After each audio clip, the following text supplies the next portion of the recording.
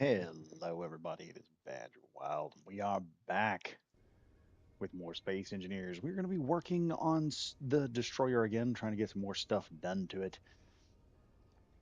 There's a couple of interesting things I have wanted to do with the Destroyer, and I just now I'm trying to come up with all kinds of unique ways of making it look good. And we still got some stuff going on. But before we continue, if you are new, if you like the channel and you like what I'm doing, bless me with a like. Tell me what you think of the channel with a comment. And if you're new here, subscribe. I have new content coming out every day, or not every day, every week. And I'm trying to bring as much stuff out as I can. But without further ado, let's get started. So, the last thing we were doing on here, we were getting the hangar done. I went ahead and went through and got some stuff finished. I've got the hauler, I can't remember what I called this thing. I'm going to have to see. We got the mini welder done, the worker bee. That's what we call this, and I got it all painted and all up. It looks nice. I also got a mini hauler, which actually looks really sexy. I got to admit, this thing actually looks really good for all the stuff that's in it. It has a pretty decent flight time and it runs on hydrogen, so we have these nice, powerful engines to move stuff with. So this is going to be perfect for going out and grabbing tech, grabbing certain things, bringing it back to the ship, taking it apart, and all that good stuff. The hangar is almost finished. This is going to be the most, or well, the one area that is pretty well done. After I get done this particular hangar area, it'll get finished probably before anything else does. And once that's finished, we can start continuing on into other things. Let me check here real quick and make sure I'm. After I get done this particular hangar area, it'll get finished probably before anything all right, else yeah, does. We're getting some good stuff going on. All right, so we've got good night, and everything else is working out like it should be. We've got the hangar doors figured out. That was a nice little tongue-in-cheek thing we had to figure out. We got a nice little ramp going this way, and that's going to lead into this other room here, which I'm going to give at least a block's distance between these and the next area, because this area of the ship is going to have to be worked on to allow me to put at the very least two F-302s on this bad boy so that we can have fighters to deploy with this destroyer. So it's going to be able to just launch some heavy stuff, and we're going to be able to bring stuff in. But I think what we're going to do today, at least, I kind of want to remove this block if I can get away with it, and I think I can. I want to remove this block here and replace it with a different one. Problem is, I don't know which one to replace it with. I may put another block similar to this on the other side, and that way we can run this through here. Because I've got a unique design idea for this hallway that'll open it up, and we'll actually have some open access to some areas. It'll make things look a little bit more interesting and create a little bit more open space. So that's what I think we're going to do today. I think we're going to do that. So let's go in here into the tabs real quick and take a look at some of the stuff that we've got going on. Now, one of the things I am going to attempt to do is I am going to attempt to put those two really cool ships I got currently done onto the workshop so you guys can get in and have some fun with them. For here, though, I'm going to need something specific. I think I've got it here somewhere. Yeah, we're going to probably use this because that'll help create a half door system, I want to say.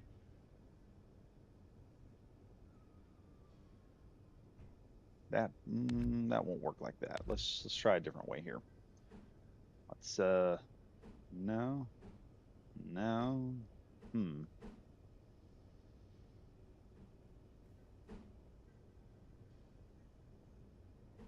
Maybe this'll do. Actually, no, I know exactly what I was trying to do here. I don't know if it's going to work or not because I need a top part to it. So here's what we'll do. We'll just slap this in here. And we have to set everything apart. We'll use some half blocks to make it work. So the next thing we got to do is we've got to somehow. I also need to keep the piping going through here so I can run up a. Uh, what is it? We need an extra set of piping to go through here because I can't connect to my cargo storage down here because we've got a set of stuff on top of it. So we'll need another line of piping going through here. Let me see what happens if I take all this out. Okay, yeah, everything's still connected there. And if I go over here, because I'm hoping everything is just connected up like it's supposed to be. So that's connected back into there. And we should be able to disconnect with all that still connected down in there. So we are good on that front. Now, right here with this particular issue that we've got going on, we have this little flight area that's going through here, and I've also got this top block that I'll have to figure something out with for a ceiling area. We'll take a bit of that out too so I can see what I'm doing here.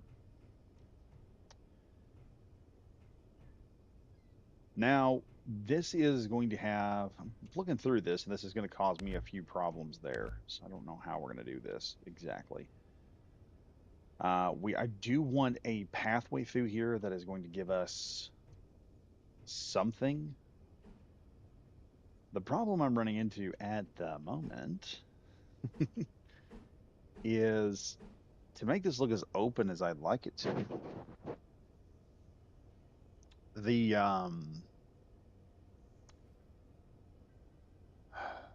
how do I put this? Let me look at something here. The area that I'm trying to make look as nice and open as possible. Come on now. Oh, there's a couple of doors we could use here. Yeah, see, that just locks in right there just beautifully. And I might could just push on out there. Yeah, that's going to lock in beautifully right there.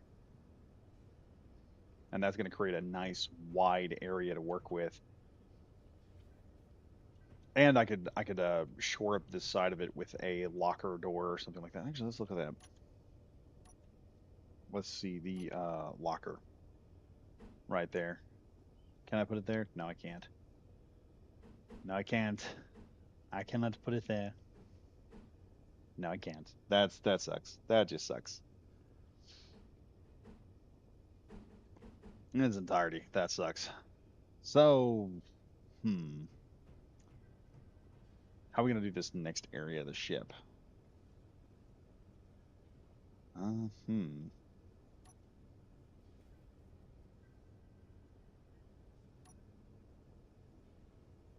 Looking through here, we have a whole lot of half blocks I can use for decorations. Do I? Number two's a half block.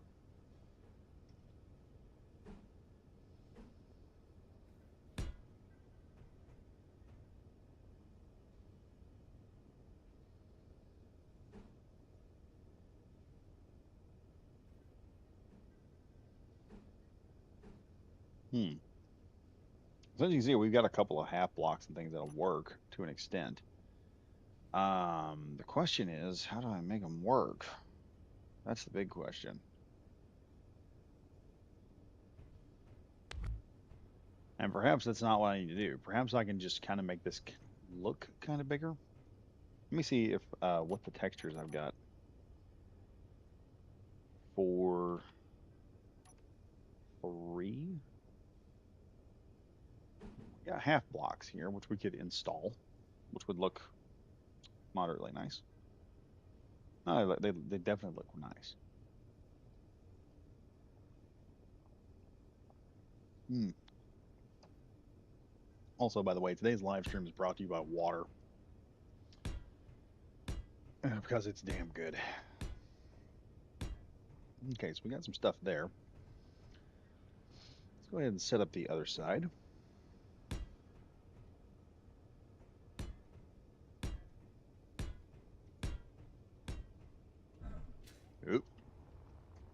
fell down. Okay, so we have this opening here. Let me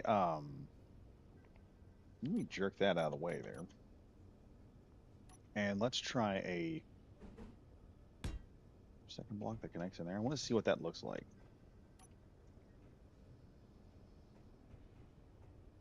So we have this area up here we can get into. We don't have a shuttlecraft either to move people around.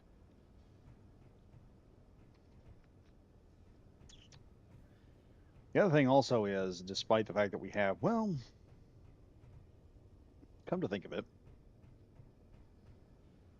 I think I remember. I think I was going to put this room here. I just remembered how I was going to do this. We spent so much time on the hangar bay that I forgot what I was going to do. And I just remembered. What did I delete?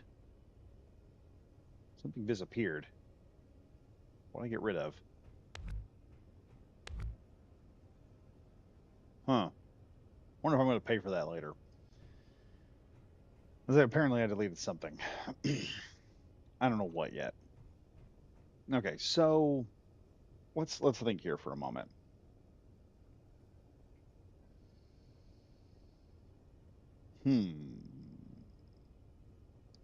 I need a area of the ship that we can board off and on from.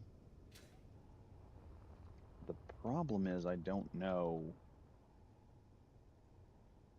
I don't think I was going to do a nacelle system, so I don't think that's going to be an issue. I think the plan was to put like two large or a large hydrogen thruster in the front, kind of cover it. Rexion, sup, Badger? How's it going with the destroyer? Trying to get some stuff done. We got 4 people in here tonight, according to YouTube. I'm not sure how much of that I can trust, but hey, I'll take what I can get. So we also have these blocks here, but I'm trying to figure out what I can do here. Let me see. This is where this is about where our system's at. We could attach a block here coming forward and then run like a series of connector ports up each side and then connect it out. I need to let's figure this area out here, because we've got this area. This area comes over and you go into like that area. We go into here, all that good stuff. All right, come on, open up. I am probably going to remove that door because it is just causing problems right there. Actually, I know I don't have to remove that door, do I? How do I do the other thing? Let's go figure out how to make that thing its own independent door, so it doesn't accidentally turn everything on.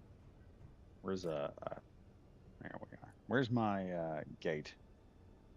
Manual. Okay, we got that. Where's the manual door at? Where's that door? That is giving me crap. Where's the door? Sliding door. How to do it up here? Where'd you go? Sliding door. Let's see.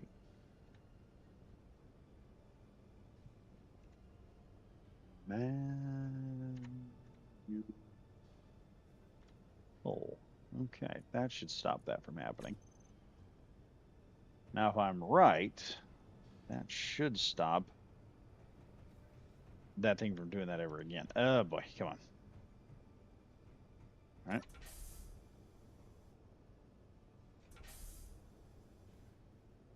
There we go. My God, some systems are amazing. Okay, so we have this entire area back here. Figured out, in fact, we even got this done. I'm going to have to start enclosing that area at some point and just building the entire area up. We also have enough stuff to work with here that'll help out. I think this area here is just going to have to become... I may have to make this into a... How do I put this? Well, here's the thing. I'm gonna have to probably set a series of airlocks here.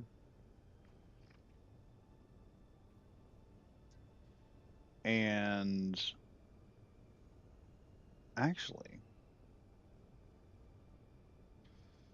actually, that's not a bad idea. On to corridors. I've come up with something interesting. I've come up with a nifty idea. What are the corridors here?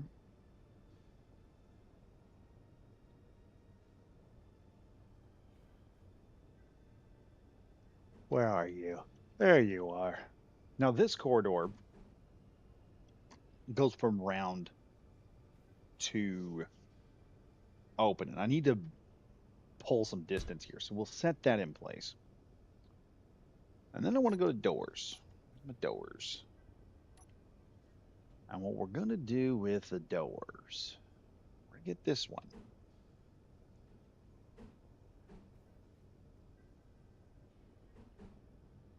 Okay, we're going to have this.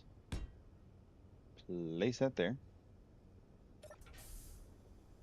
And I think I'm going to keep this open. I don't think the system has recognized this as a door yet.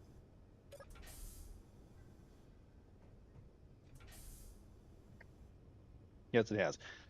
I want this door to be a manual door that doesn't automatically close. I want this to be like a stopgap area, so that if for some reason a boarding party enters in the crew quarters, I don't have to worry about them entering in through the area. I can lock down the airlock. I can lock down that area as well from the command deck. That's where we're going to go to. It's to the command deck. We'll lock that down. So what will happen is, thanks to this nifty corridor block that we're going to make, we're going to put a little bit of opulence in here. There we go. So now with that open, we'll have this nice little corridor you can run through. Now we'll have to manualize it. I'll have to manual this, and this door will just lock into place. It's not something that's going to be a simple door to move. We'll just lock that in place. And go on the other side here, see if there's not a port in which I can open and close. So you can see this bulkhead will just lock in place. We'll make this a bulkhead here, because it works. This pretty much works perfectly for the plan I've got to go in. We'll do that. And we'll use the other bulkhead door over here, because that will give us the nifty little airlock. We'll use the square ones because that'll give me a nice airlock system I can work. And then we'll add a couple other things to it, so that when this thing, we bring that into bear on that side, and then I'll circularize it a bit to the best of my ability and make it look cool. So, the next question is, what do I do here? And let's try number 5. Number 2, let's throw on some lights. Heck yeah. Okay, now let's look here. What have we got? We've got these nifty blocks. I like these blocks. I want to use these blocks because they are pretty cool. I'm not gonna lie. So we're gonna slap one of those there, and one here. Also, got to remember, I got to put some. So it will be like a bulkhead door in case of hull breach. Yes, or a group of idiots trying to invade. Whichever one comes first. Okay. I did this once before and it looked amazing once. Oh, not like that. We'll do that there, there, and we'll have this semi-large bulkhead area that we'll do this pillar block here.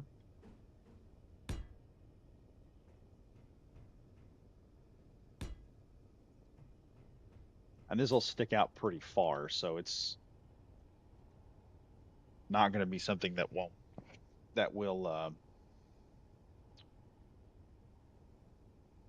be too difficult to see. Let's see, where does that go? Where does that fit in? That doesn't seem to fit there at all. I don't know. Yeah, it goes there. That's how it's going to have to go. And we'll do this. And if I can get away with it, I'm going to half block that area. Or put a half block bulkhead door in the way. Now, the kicker here is I don't have a whole lot of room, and one of those, I'll have to put some other type of bulkhead here to make this seem to work. Let's look at the doors we got. Because I like this big heavy door, but I think this door probably work better, maybe. Because one, I can control what's down there. Two, I can make this kind of work with it. And three, I am only going to need enough room on the other side to put in an air vent and a another deal to make this whole system work. And once that is kind of in place, then I can extend this out. I'm just going to extend the bulkhead area as far as possible. So we'll put two of these here. This will be part of that, and then I can run the piping underneath it, and it's not going to affect it that much. So let's go back to where is that one? There it is. Number 5. It's on the same dadgum deal.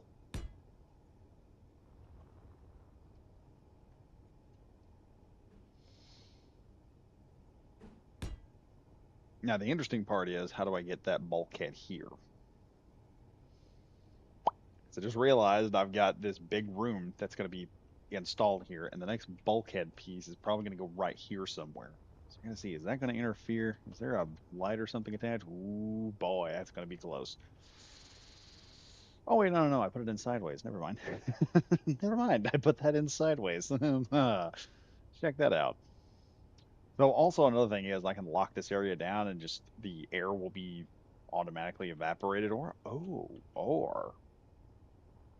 we could add a air vent block here. That provide the connection.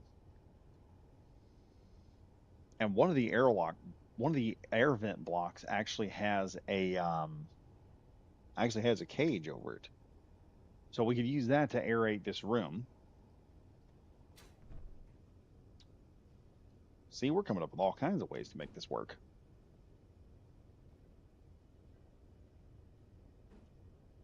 See, it's working beautifully right now. We're gonna add this in, another one in there, and then let's see, what's my next move?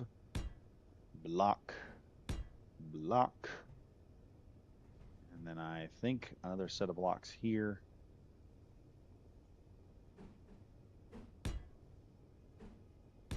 There we go. Check that out.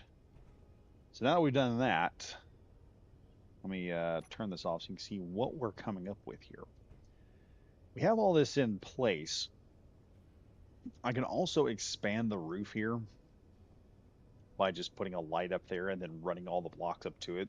So this room is actually kind of big when you walk into it. That makes the ship feel more open. Let's see where the corridor block's at. There we are. Now, I'm running the corridor blocks like this because it creates a transition between this very square area or geometric area into this very nice rounded corridor that goes into the ship area. So I have a few of these. And then this will go into the round tube. I think I can use the round tubes for the rest of the way over. And then I can use that for medical. I think that's what we're going to have is a medical station and a cafeteria as big as I can make it. And then we'll also have a series of crew quarters. And I'll have to figure out how to do that. That's going to be a fun one. But right now you walk in, this has all kinds of detail underneath it, which is nice. I like detail. Detail is good. So we got this going here. We need that door to mirror this one. So let's go back to our doors.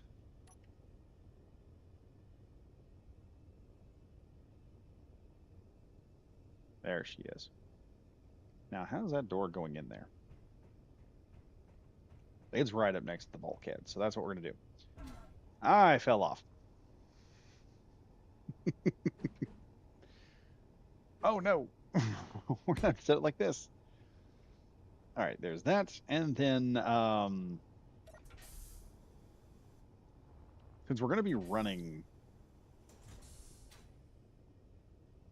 a set of blocks on through here, which would just probably be the rounded blocks. Just to create, kind of some interesting crew quarters. I don't really need I don't really need to worry too much about where things are going to go. Now I do need to worry about these blocks here. So I need to get those two doors on their own system. And we need to do manual on both of those so that they won't give me any problems. Where are they at? Where are they at?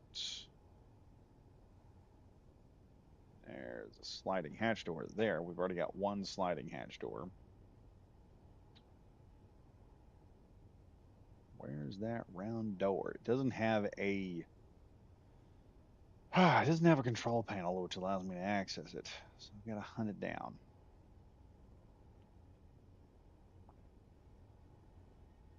Uh-huh. Where are you at? You're not there. I know it's here because it has. Come on, come on. Where are you at? Where are you at?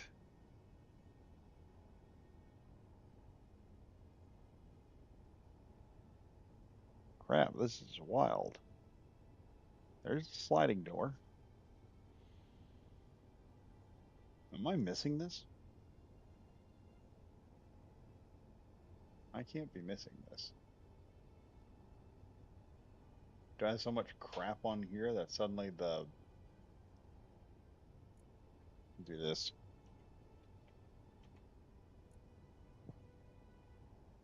Ah, there we are. Corridor around. There we are. Apparently I was missing it. Perfect. It'll keep the seal under the door, right? The door though. I think so. I'm not sure.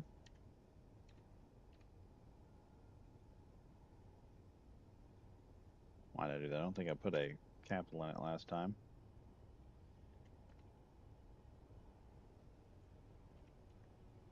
Manual. All right, we'll do that one. And then corridor round 2. We are just gonna.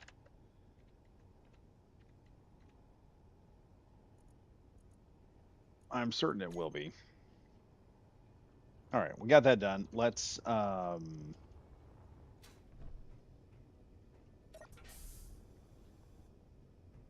that up and open that up. There we go. Now check that out. We have the ability to walk right through here into these corridor sections, and then we'll just have a series of corridors for crew quarters and things like that, just to make it look a little more reinforced. Because round is better than square. Give me just a second.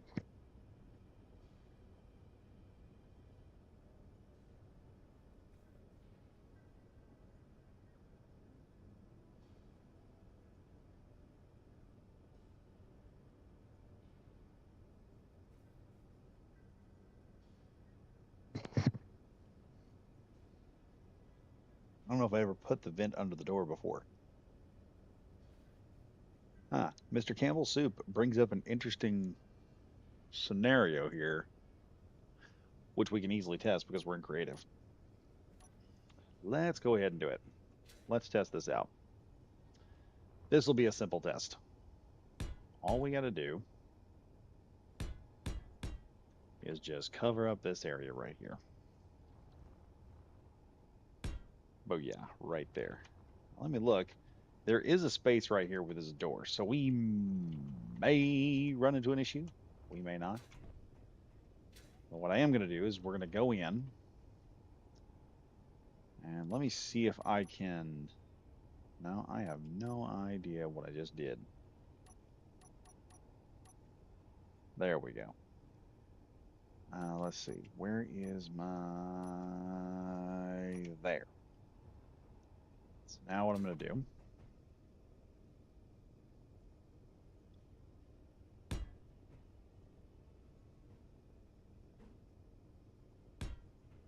I'll do that. And I'm hoping...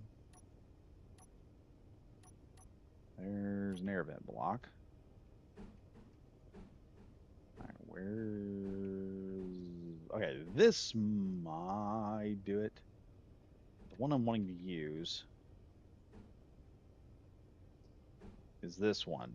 And that may create an issue because looking at it now,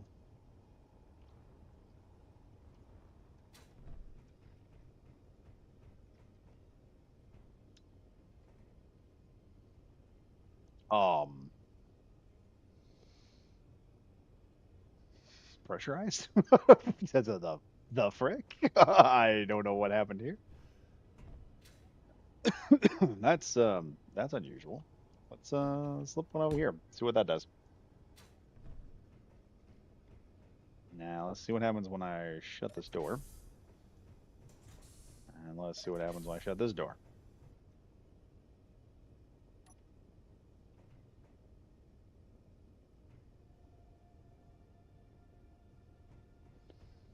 Hmm.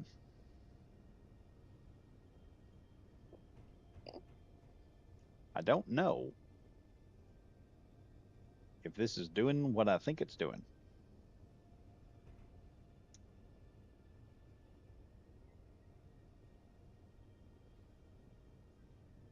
Because it seems this one here is at half. It says it's green. And this one here says it's not green. Let's open it. Oh my God, we did actually pressurize this thing. Okay, we can pressurize this thing. Huh. Did we? Okay, wait a minute.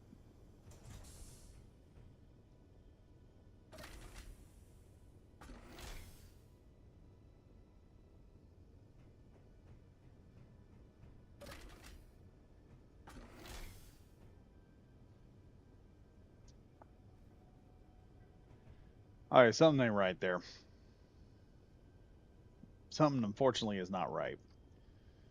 I don't know what. Because this is saying they're both saying pressurized and they're both saying sealed. This may be a bug because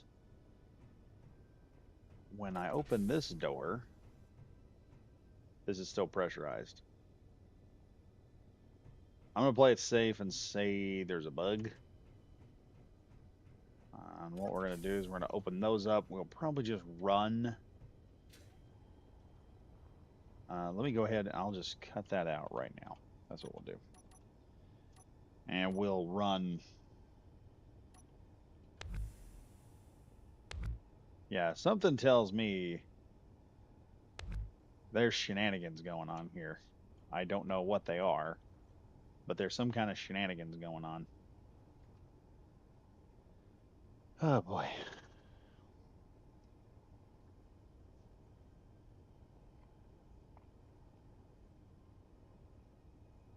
It works if you don't have it under pressure. In other words, on the other end of the door. Especially apparently nothing has to be under door. LOL.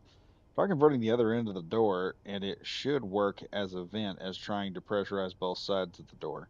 I don't want it to pressurize both sides of the door. I think it just provides a door for the air door block. I think yeah. I think Campbell Soup was right because of the way it was reacting. I don't want to take a risk of that because oh good lord, that's going to be a nightmare. But I have an idea on how to fix this. And what we'll do, cut this section out here. Hopefully that block is still attached. I'm betting it's not. No, it is not. That block is worthless now. Let's get rid of it. Oh boy, I hope. Oh, hold up. Is it attached?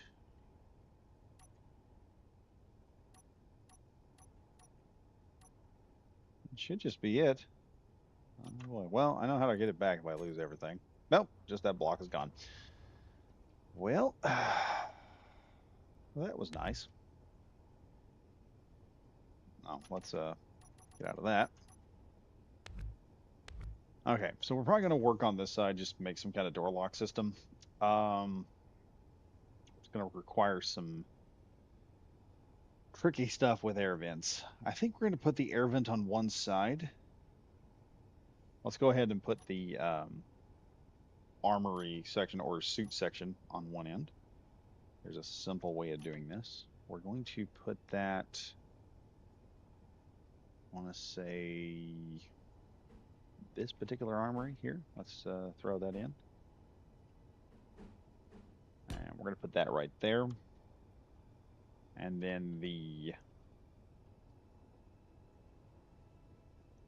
door lock, we're going to have to flip that around. Put it in or flip it up top or something. And the air vent for this side, because I need to know how the air vent's going to go in. Go here. I'm going to cut this out because I know, at least I think, if I do it like that, it should be fine. Let's see. Okay, yeah. Huh. Okay, that seems to be working normal. So, yeah, that's going to be the way we do the air vents then, because that's actually going to work. At least it seems to. Huh. And I'll just use this to run down the area, as well as I'm going to have to put a block in here or something. Let me see. Where's my number 4? We're going to put a... Let's do that. Then I'm going to install one of these. I'm going to try and get that nice looking there.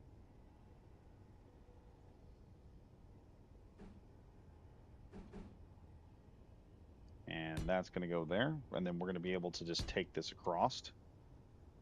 Now, the next part here is going to be tricky because I got to figure out how to put all this together where it will all work like it's supposed to. So that there. No, actually. I need another conveyor block there.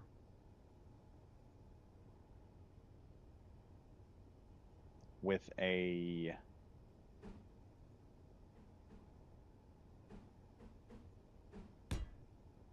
corner block. Do that. And then I need number 9, a door block here. Not this one. Not that one. That one. But I need something on the side here to connect it with. Huh. What am I going to use?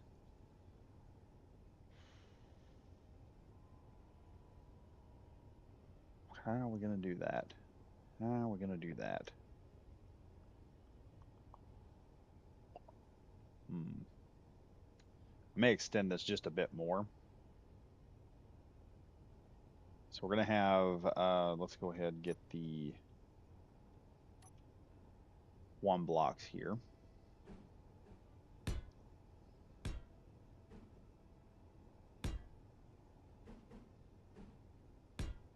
We'll do these, and we'll just have that extend so that the block can be gotten into. That way it's not really hurting anything. That'll be where you can get in the ship, and I'll run some type of wing or something around that so it'll all look good. And then, with that, I can pretty much run a... what can I do? I think I'll be able to run a merge block. Where is connectors?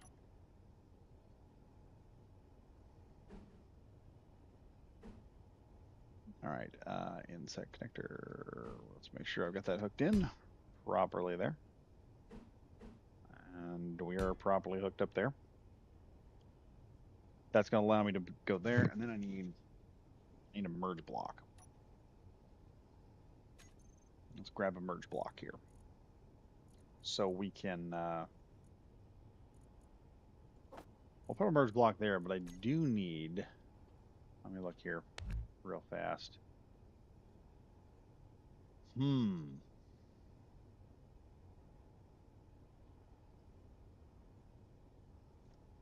just,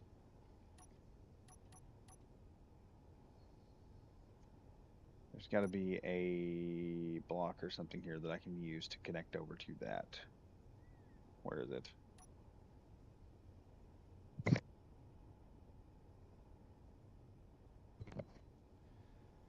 Let me see. Let me see. Let me see. On top into G menu here. See what we've got in half blocks I can put in. See, the other issue is if I put in some type of half block, I'm going to have to worry about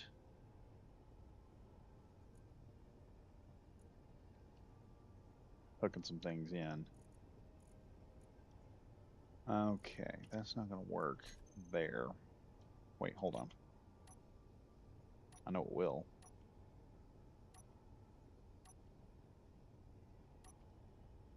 Fall back to good old number 5. No, I do not wish to respawn. We'll do that. That. And then I can actually put the door, or can I? Fall back 1. Flip the door around here. There, and now it'll come up. What I want to do, well, we know the door, we know that's airtight. Let's go here and number 4, we'll do a T block there.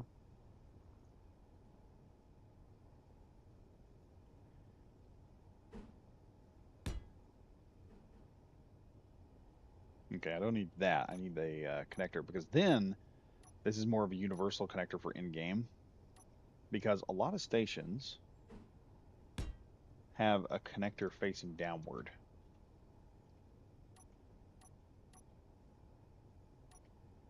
And then up here, we can have a merge block working there. And then I can circle this.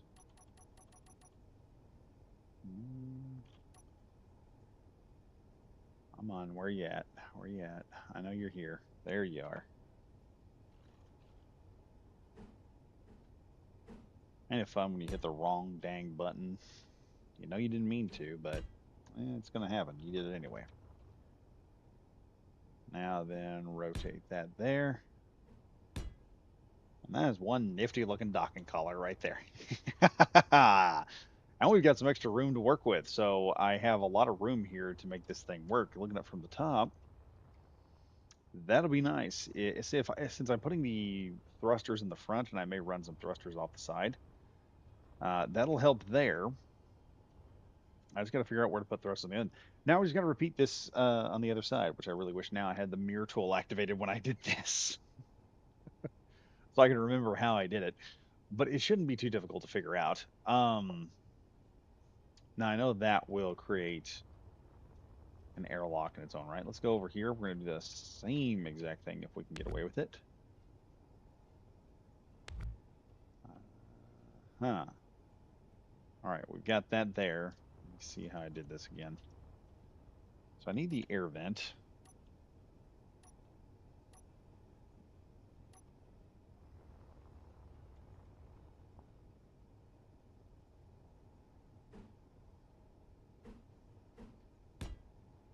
There we go. That'll work there. And then what I do here, Did I not run a... Let me see. Ran one of these.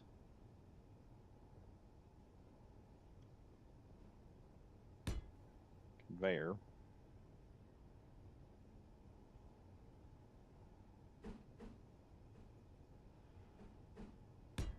Yeah.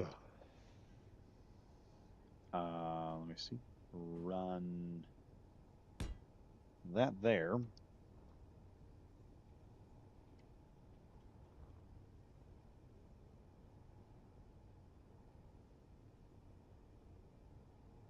I just realized I didn't need... Frick, I didn't even need that block.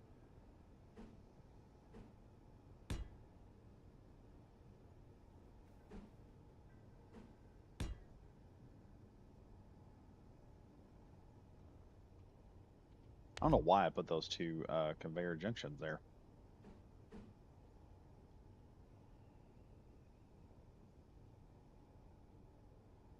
Crap, I also don't know. What am I doing? Let me think here. We put this here, obviously. Also add a T-junction there. Run a deal here.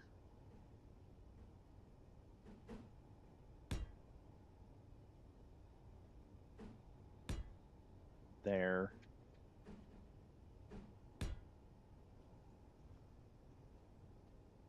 And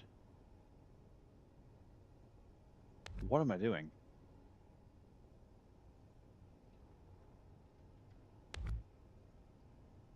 I just realized I jacked this up so badly. Good God. How did I jack that up that badly? Oh, wow. Like, I don't need half. I don't know what I did over there.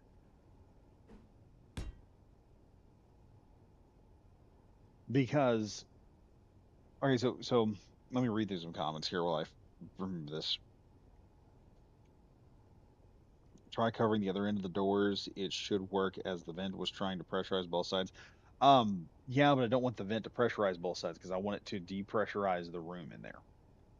So now we have one that won't pressurize both sides of the door because of where the door is at. So that'll stop that. So thank you, Rexion, for that one.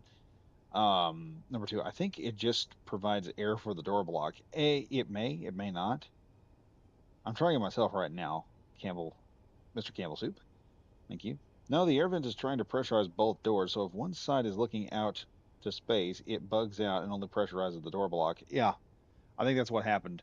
So I'm gonna have to put the block on top of it, and that will prevent it because of the space under the door. It will provide a seal, but you'll need another vent for the rest of the room if you want air in. I think this will fix it.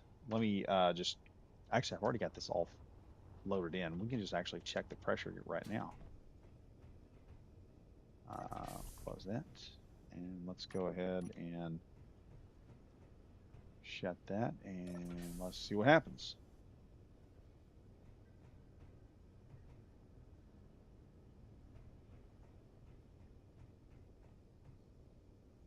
So according to this,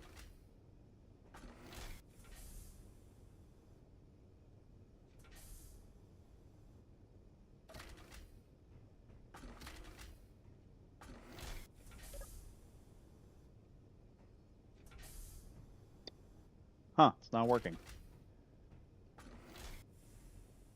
Well, ain't that a bunch of crack? All right. New trick. We're going to move these two vents in just slightly closer, folks, because this system has decided to just F with me today. That's what we're going to have to do. Pull that out. Knock that loose. Wait, we were pressurized? Yeah, I'm not going to mess with it. Let's go over here and do the same thing.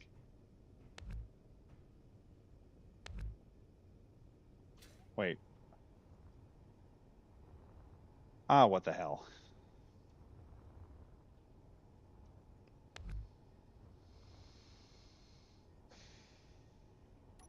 didn't have them hooked up. We're going to hook one up. I didn't have a pipe going to it. For some reason, I know what I did. I know what I did. I'm not proud of what I did.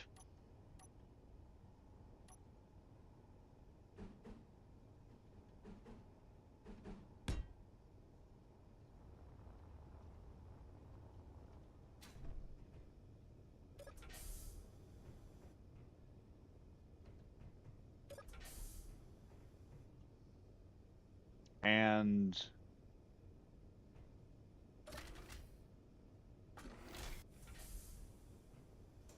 I don't think it's working that way either.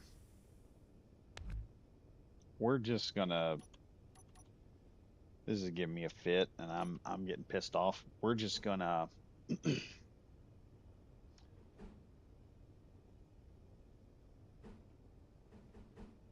We're gonna do this, and we're gonna add.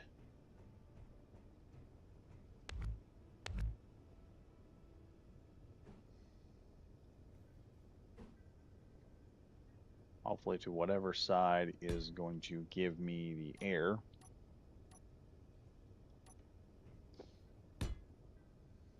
There's that one, and this is just how I'm fixing it.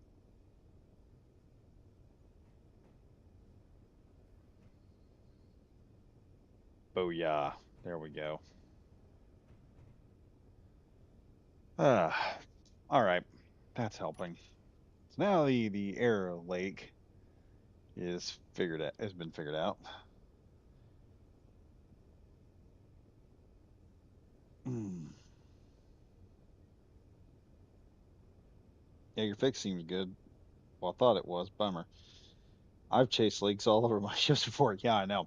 Um, I am loading a mod before we finish the ship up called it's a mod that I normally use to find leaks with, and we're gonna use that to suss out the leaks if they ever become an issue. So I know that will seal down. Open that door up and leave it like it is. Now,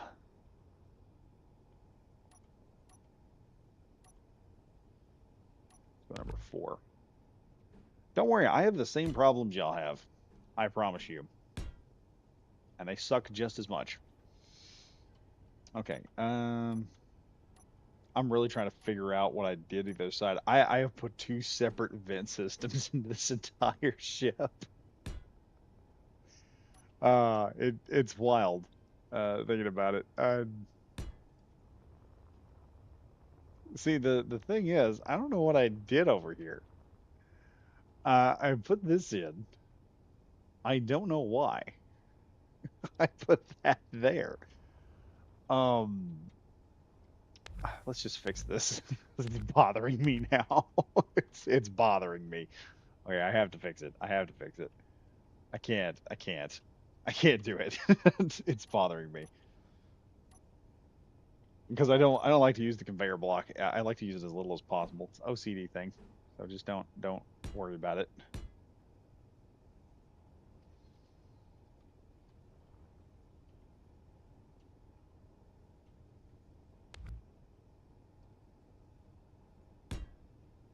There's that. That one. And then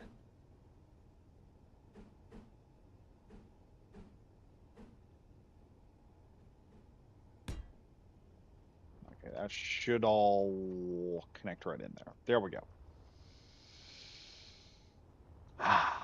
Okay, that's figured out. Let's finish up this docking collar here. Let's see. Let's see. I'm gonna slap that in there. Now let's grab our connectors. 1, 2, and 3. We'll have those there. We need the door right here. Where's that at? 9. We have that there like so, because it is going to provide a little bit of distance so we can walk right over there. And then the very last piece to make this work,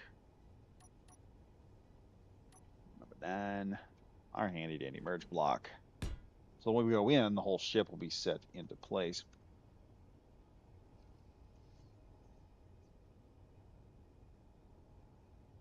Cool. I'll have to check that mod out. Yeah, it's part of Build Vision, but it's like an add-on, and it doesn't address all the leaks, but it will let you find one leak at a time. And what it does, it runs a little.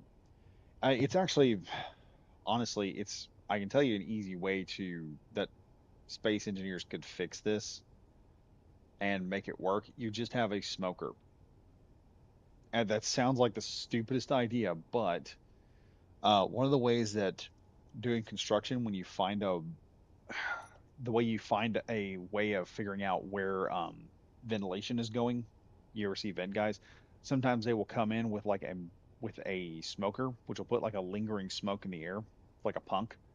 And what'll happen is that smoke goes up in the air. Well, it moves with the air. It's very light. The carbon up there is very light. You can watch it and see where it goes, and you can just kind of move that punk through the house, and you can see where the air is traveling, and they can test where the air is going like that. They can actually see where it's moving to, where it's going. If you have a leak, sometimes you can fog it. Another way you can find leaks, some people don't know this, is if you know your car is having a leak, get a spray bottle and fill some Dawn dish soap into some water, about a couple of good squirts, and fill it up into a spray bottle.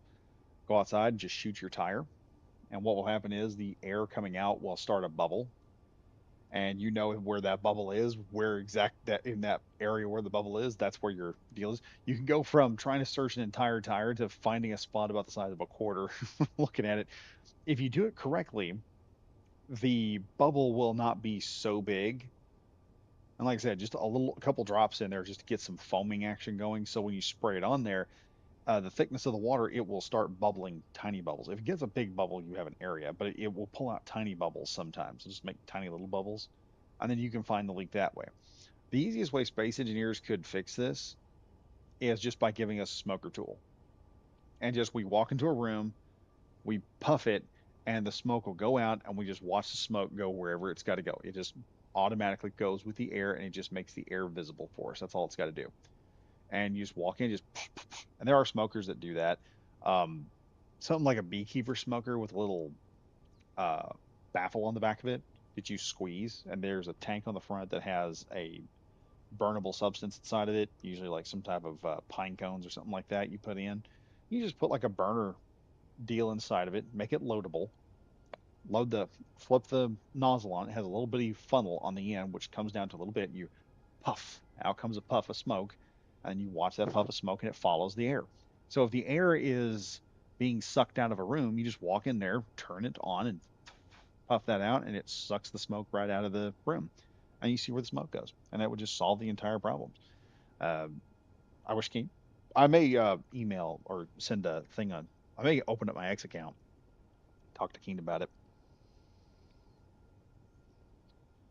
Grexon, the only thing more infuriating than chasing air leaks is trying to figure out where the wheels hit the blocks while turning. Mr. Campbell Soup. Oh, the wheels. You think everything is good, but oh yeah, yeah. Especially when you've got the friction turned up, like I do sometimes, just to test. Because I use the Hillcrest test facility to test my vehicles out. That's why they work so well. Turn that friction up there, and then make a turn, and all of a sudden the whole side of your car gets pulled down because the friction's yanking the fender over. You don't want to use so many; they are greedy on your performance. I totally understand with conveyors. Smoker would be a really good build asset. Yeah, it would, and I mean it would be very, very effective. While looking for gas leaks in large gas storage, they hold a broom in front of them. Yes, that's because the gas will actually ignite the broom, I think, and that will set off where there's a leak. The red tank version of that is just go in there with a fucking lighter. It's just I've been underneath houses with dudes who just go in there and pull out the Zippo lighter, and they'll set in the gas lines. They'll turn the Zippo lighter on next to the gas line, see if there's a leak come out. And sometimes you get a flame, sometimes you don't. And it pops up. They usually carry a welding glove down there with them, so when the leak pops, you just cut it down like, okay, this one has to be worked on. We gotta disconnect this pipe, redope it, and put it back together. First time that happened, man, I about crapped myself. I thought, yep, here we go, we're done.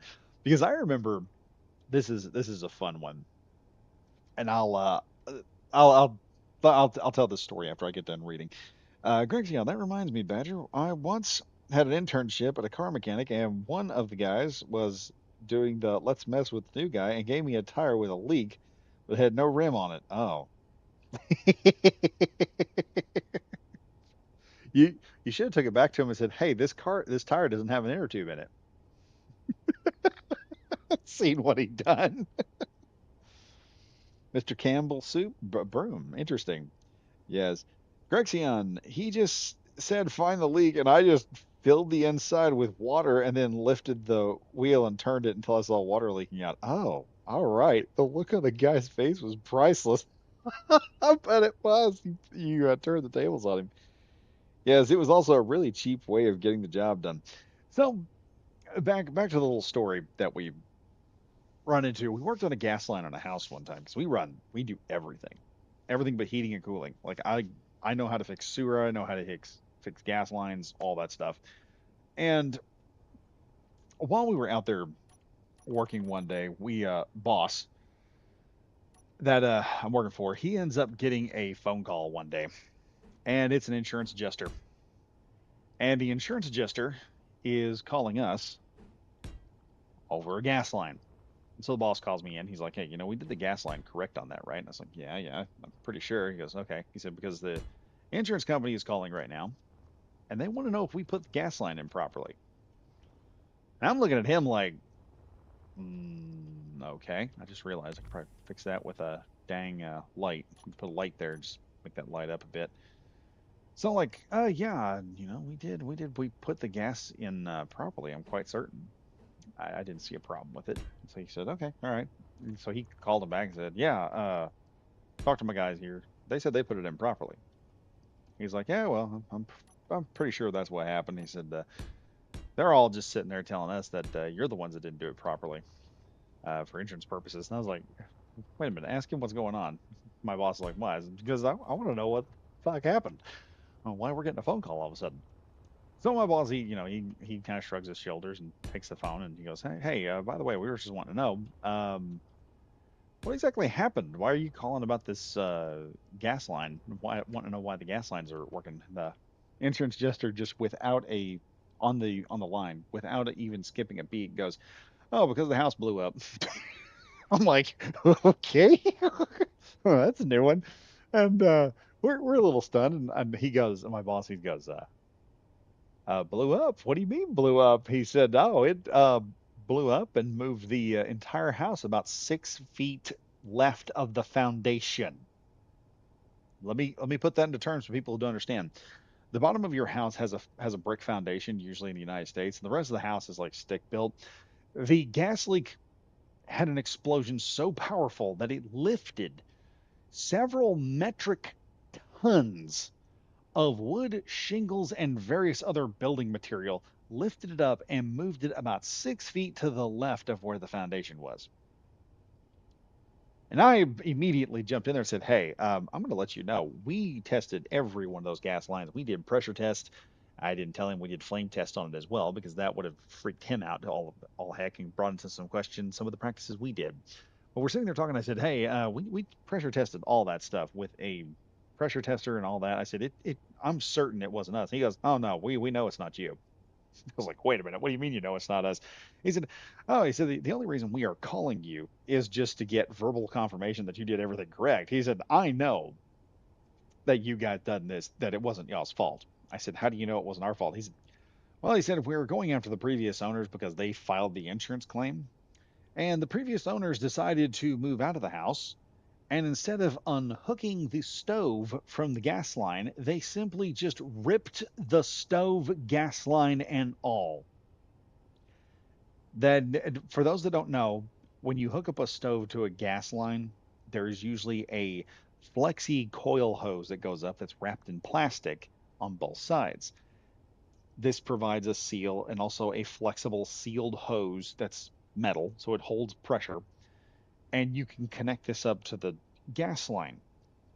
They just decided, F it, and just yanked this entire gas line loose. When they found out that they could pull this apart, they just yanked that loose, left the gas on full blast, and carted the stove out.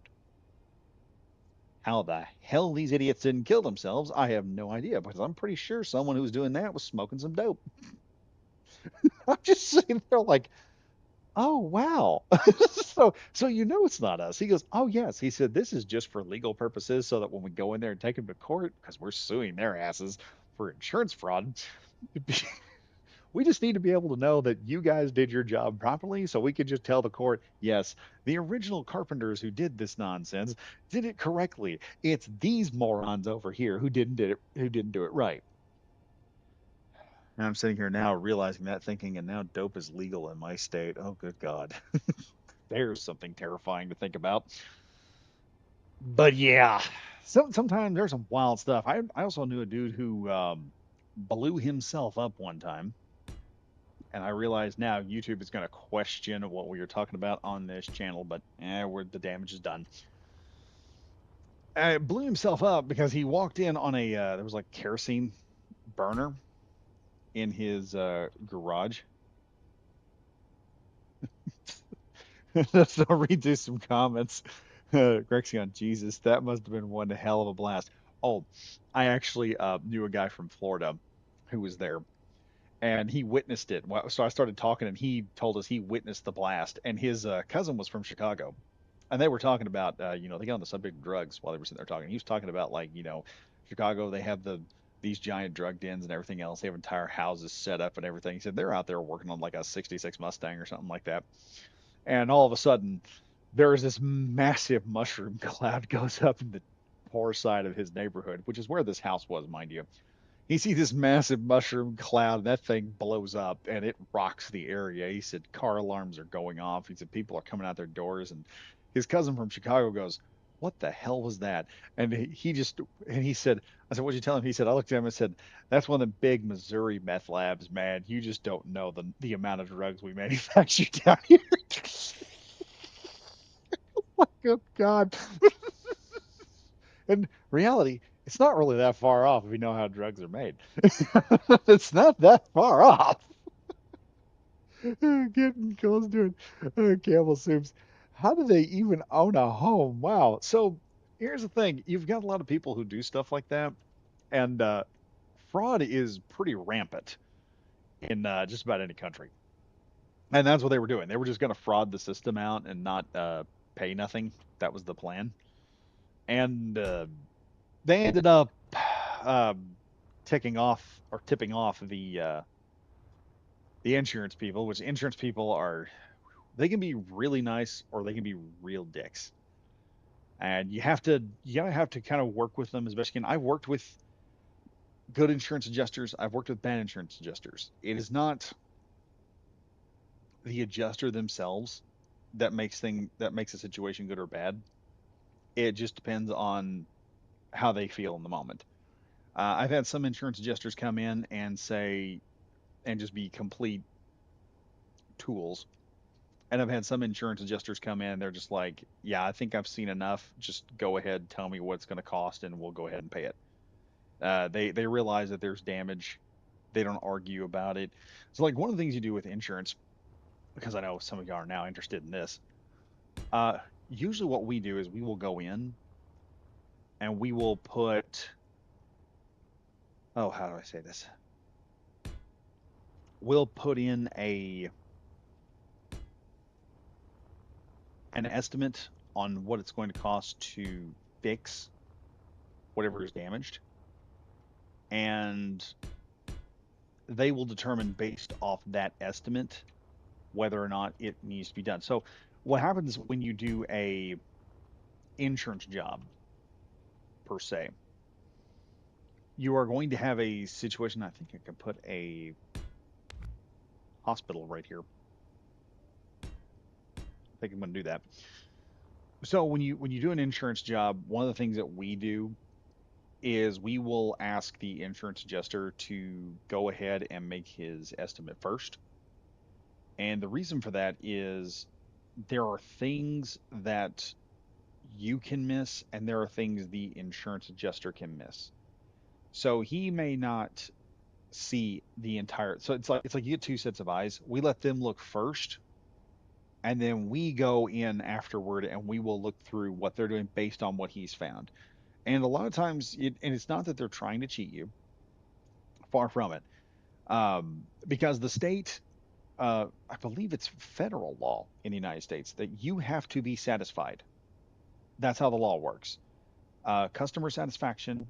If the insurance company cannot satisfy the customer, and the customer isn't satisfied, meaning you don't agree to the bill, then the uh, the insurance company is kind of, I don't want to say liable. I want to say that they are responsible for you getting your home fixed. Your home has to be, they have to satisfy, and you have to basically agree to what's going on, and they have to satisfy you within 30 days. What that means is, in 30 days, they have to come up with a deal and pay you something.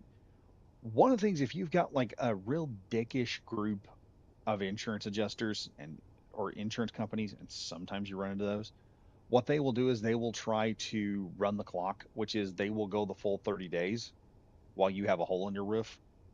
Okay. So you understand just how stupid this is. They'll try to go the full 30 days because they are not required to solve the problem in 30 days. They just have to do something about it within, they have to have something done by 30 days. They can't have it go longer than 30 days. They're going to get legal stuff happens. I've never had that actually happen. But one of the things they will do to you is they will, like I said, run the clock. And what'll happen is we always tell the contractee, if this is an insurance job, do not talk to the insurance adjuster, because it's not every insurance adjuster, but there will be one that thinks he can do a better job, and he will walk in there and try to screw you out of your money. It happens more often than not. And I'm telling you, we will end up with an adjuster. He will come in. Looking at this, I just realized I can create uh I just realized I could fix this whole section here and actually create an interesting dynamic to this. I'm gonna have to get on that here in just a sec. We're gonna get on that now. So what happens is you can run that insurance, and they'll, like I said, they'll run it to the very last day, and not all of them, but there's a good number of them that'll do it. And when they get you to the last day, what they will almost inevitably always tell you, or they'll call you, the customer, up, and they will call at the most inopportune times. They know what they're doing because there's a clause in the law that says if you are satisfied, satisfaction means you agree to what they have, to the offer they give you. If you don't agree, and you let your car, and I tell you all the time, don't talk to them, let your carpenter talk to them, because your carpenter will get a lot more out of an insurance adjuster than you will. Okay, they can bull you, if you understand what I'm saying here. They can bull crap you. They can't bull crap the carpenter. They can't, like, they come in there and they say, well, we think this is that, and I can just look at them like, yeah, no, that's not how this works, Bob. Okay, one, no, this needs to be fixed, that needs to be fixed. It's better if you don't talk to them. And I'm not saying that as, oh, look, this is good old boys club, we don't want you getting involved. Oh, that's not going to work as well as I thought it would. Ah, okay. How'd I do this down here? I just connected up to it. Okay, yeah, we'll do that. We're gonna do that, I suppose. But yeah, like I said, you don't want to be the one to talk to them, because they will call you at 12, 1, 2, 3 in the morning when you're trying to get to work, and they will start talking to you about numbers and stuff, because they know that there are some people that they can call in at that late hour of the night, and they'll go, Mr. So and so, let's say it's Grexion. Mr. Grexion, we would like to talk to you about your insurance with us and your claim, and we would like to do this and that and everything else. And you're just sitting there going, I got work tomorrow. I got to do this. I got to do that. And then before long, what they know is if they annoy you like that, they can a lot of times get you to agree to crap you normally wouldn't agree to. And that's how they get out of paying you maximum amount of money. They will lowball the hell out of you when they get in there. Some adjusters will. And they know they can do this. Good adjusters go in there. A good adjuster knows that, and this is what I must say to people who understand. Good insurance adjusters know that if they just go in there, get the job done, and get the estimate and get out, 9 times out of 10, they're not going to pay too much. It's when you start monkeying, you are going to run into that one dude that's going to cost you a couple $1 million for a job that was about 10 grand.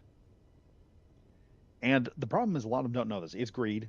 It's greed. That's all it is that gets this started.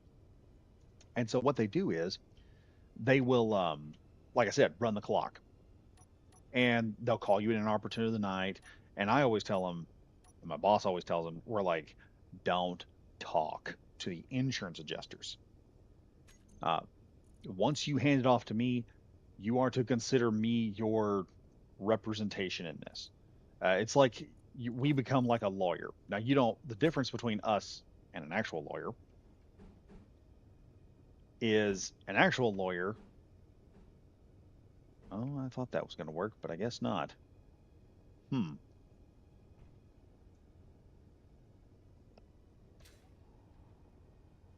What is that?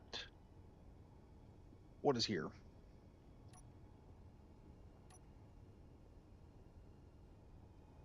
Okay, that's an inset wall right there.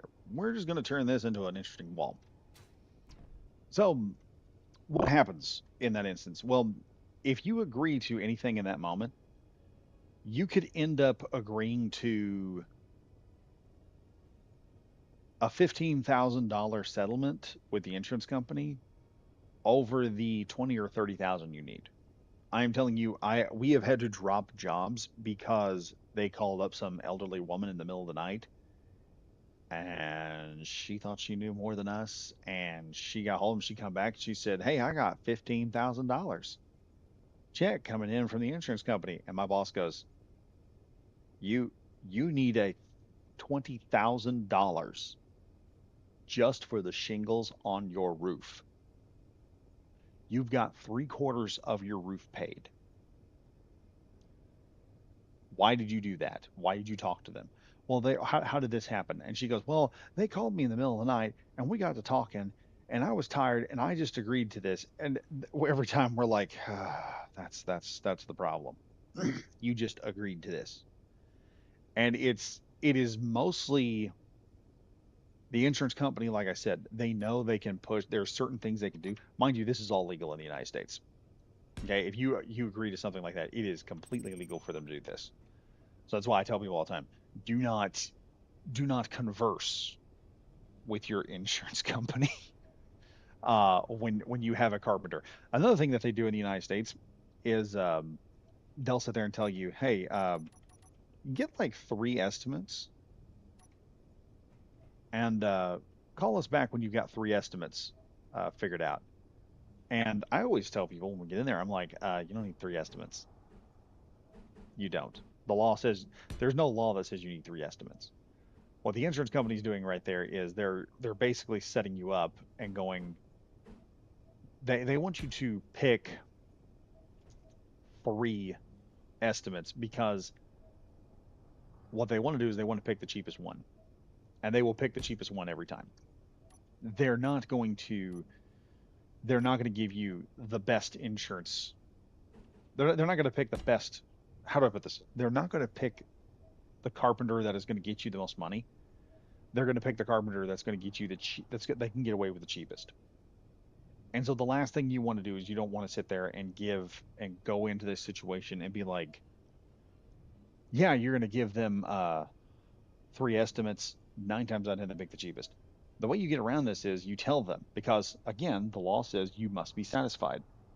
You tell them when they say, well, we need 3 estimates. You go, you don't tell them, I'm not going to do it. You go, well, I'd like to do that. Actually, no, you don't even have to tell them you like to do that. You say, well, unfortunately, I already have a carpenter that I want, and this contractor has done work for me before, and I trust this carpenter. And because you said you trust this carpenter, they are legally bound to allow you to use that carpenter. They have no way out of it. So you can basically skirt around it. Like I said, they will come in there and an insurance adjuster will come in and tell you a lot of times, not all of them, mind you. I run into an asshole insurance adjuster, like Grexion said, 9 times out of 10 they hang up. 9 times out of 10 you're going to get a good adjuster who's going to come in there and they understand as fast they, especially because a lot of times when you have damage, usually there's a lot of people that have damage.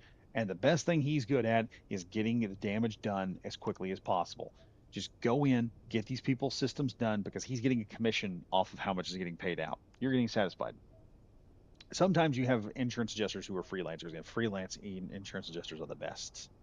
They are the best because you end up with a group of dude. You will end up with guys. I remember I was working with for a dude one time, and he said, "I think this insurance adjuster is going to be nice." I said, "I'm sitting there, and I got red flag, just goes off." I'm like, "Oh no, what did he tell you?" He said he looked at me and said, "I'm going to say the magic words that are going to make you and your carpenter so happy."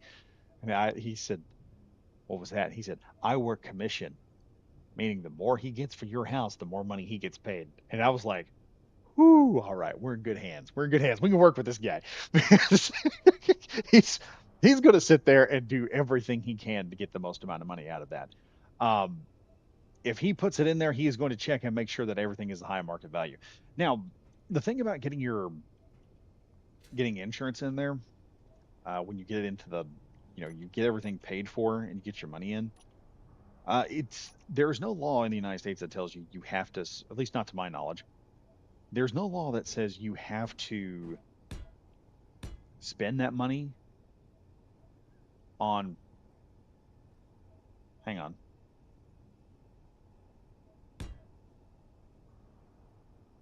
I need to check something. Hold up.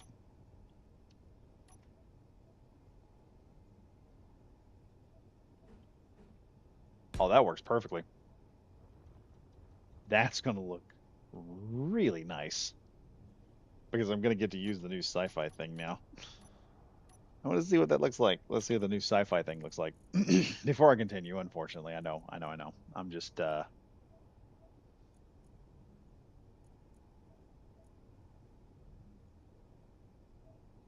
there's lab equipment there. Where's the yes, the cryo chamber. Oh, look at that. How does that hook up? It has three freaking hookups. Ain't that nice?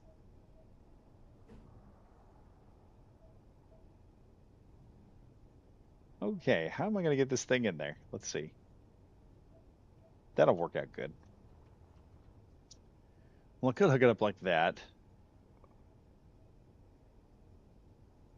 Do I want to do it like this? It would actually go with the room's aesthetic. Honestly, can I put it there? How many can I squeeze in here? I've still got room for lab equipment if I put two of these here. Yeah, just like that. It's kind of a small room. Oh, heck yeah.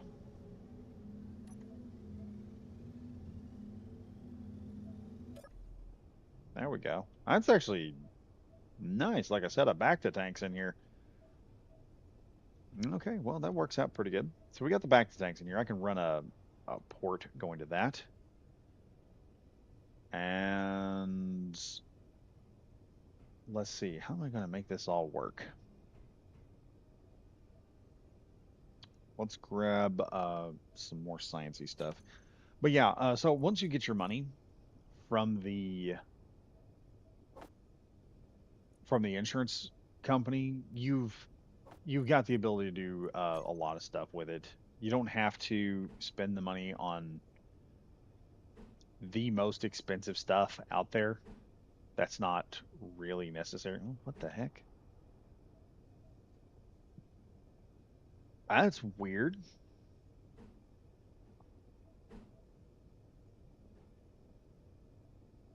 Look at that. That's interesting.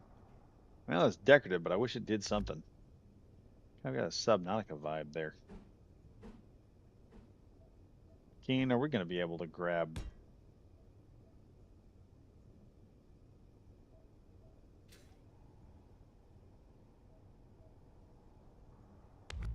Okay, yeah, we don't need that there. Oh God, what is this? Okay, yeah, we're gonna probably put that there. That's how we're gonna solve this. And then we need a desk or something right over here, I think.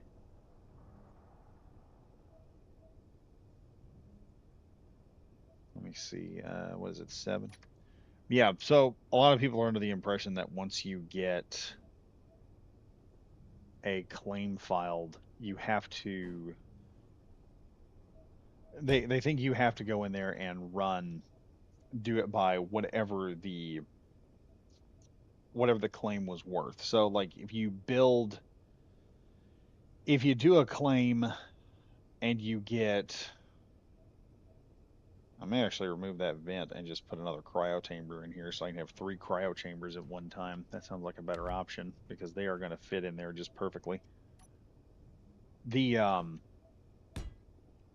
insurance, when you get that all in there, you get your money finally. This is after all the stuff is done. Once they've paid you, um, you are required to fix the problem. Now, here's how this kind of works in the favor of the person who's building it, and I'll use an example for this because I got to remember how this all worked. The we are When you get your adjustment, you are adjusting that for current market prices. Here's the part that makes everything just work in your favor. Those current market prices can change. Okay? You don't have to do it exactly the way um you don't, how do I put this? You don't have to You have to fix the work, but you don't have to fix it for that amount of money. So what happens is you have when you do one of these insurance jobs, and let's say you do the insurance job and you have X amount of dollars left over, and let's say you've got like 15 or 20 grand. So you got 20 grand from the insurance company. That's everything that they have considered in current market prices. You get 20 grand to fix your roof, and then you do like we did this one guy. We're looking around. We go to this store. We go to like the lumber yard where you go to get all your equipment. And while we're there, we're talking to one of the guys out there, and he said, "Yeah," he said, "we've got a whole bunch of stuff in the back." So we go walking through there, and we look over, and there's a pallet of lumber. There's several pallets of shingles there, and the shingles are marked down by like 50%. They cost like half as much as normal shingles. We get to looking at them; they're the same exact grade. So there are two main grades of shingles that are used in the United States. One of them is a single ply 3 tab, which is the probably one of the cheapest asphalt shingles you can get. And the next stage up from that is a higher quality double laminate architectural shingle, which goes from like a 3 tab, let's look like scales on armor, to an asphalt roof that looks like it's shakes. Well, if we replace any material that we use on an insurance job after the insurance is paid, has to be of either equal or greater quality. Now, what that means is I can't do your job and then put in a lower quality sink inside your house. I have to put in a sink that is functionally the same quality as the one you had before if it has been broken in and if it's filed an insurance claim. Well, they had white 3 tab white 3 tab shingles. These were architectural shingles. There's one catch. They're How do I put this? Let's go here. They were about, no lie,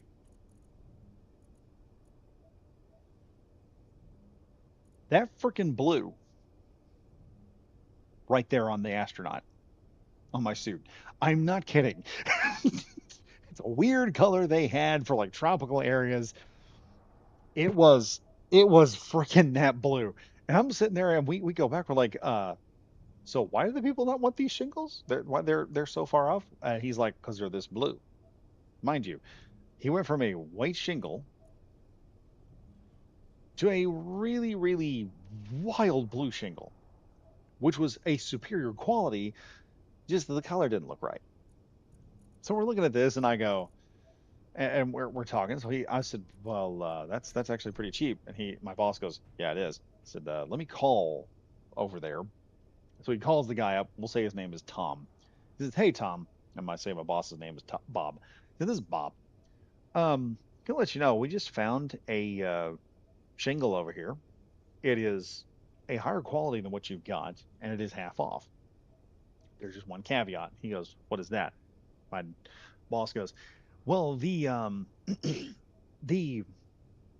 shingle in question is it's bright blue, like strikingly bright blue. And I was just wondering if you wanted a bright blue shingle on your house. And he said, well, let me talk to my wife. He goes and talks to his wife, comes back and he says, yeah, my wife said she doesn't want a bright blue shingle. And my boss goes, oh, okay, you sure you don't want a bright blue shingle? And he goes, no, no, no, I don't want a bright blue shingle. He goes, oh, okay.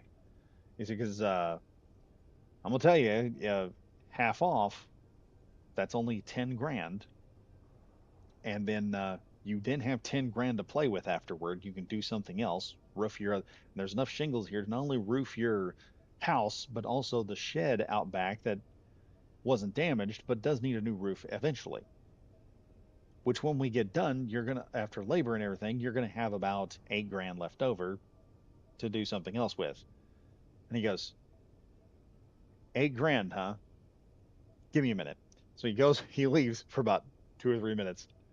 Comes back and he says, me and my wife got to talking about it.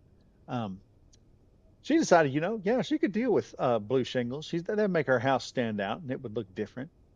It would also help if she had a deck on the back of the house. And we're like, all right, yeah, if we can work with that. So, like I said, once all the insurancing is done and everything, so long as everything you put in there is of equal quality, because you have to do this because if you end up in a situation where you have to have like another insurance claim and they come in, they look at they have your claim on file, and then they're going to look at what you have in there, and they're going to start looking. They're going to go, okay, he put a whole bunch of cheap stuff on here. You will get in trouble.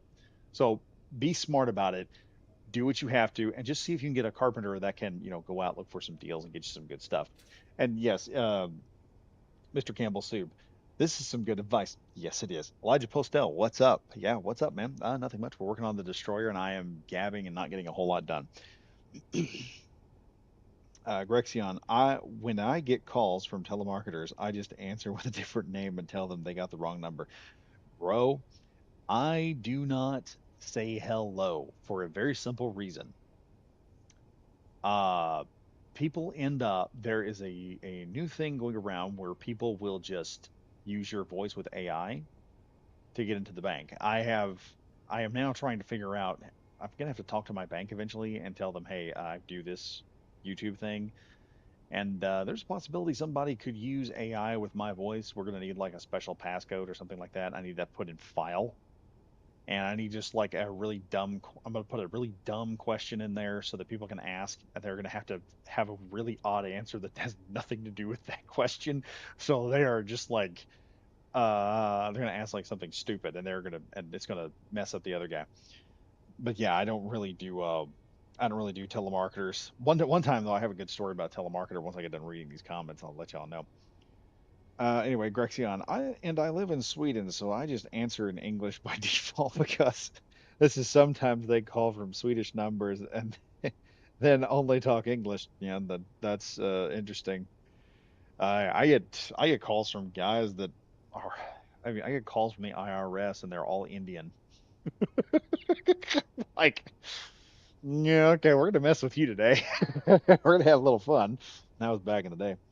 Elijah Postel, how's it going, Badger? Oh, it's going. I'm not getting a whole lot done.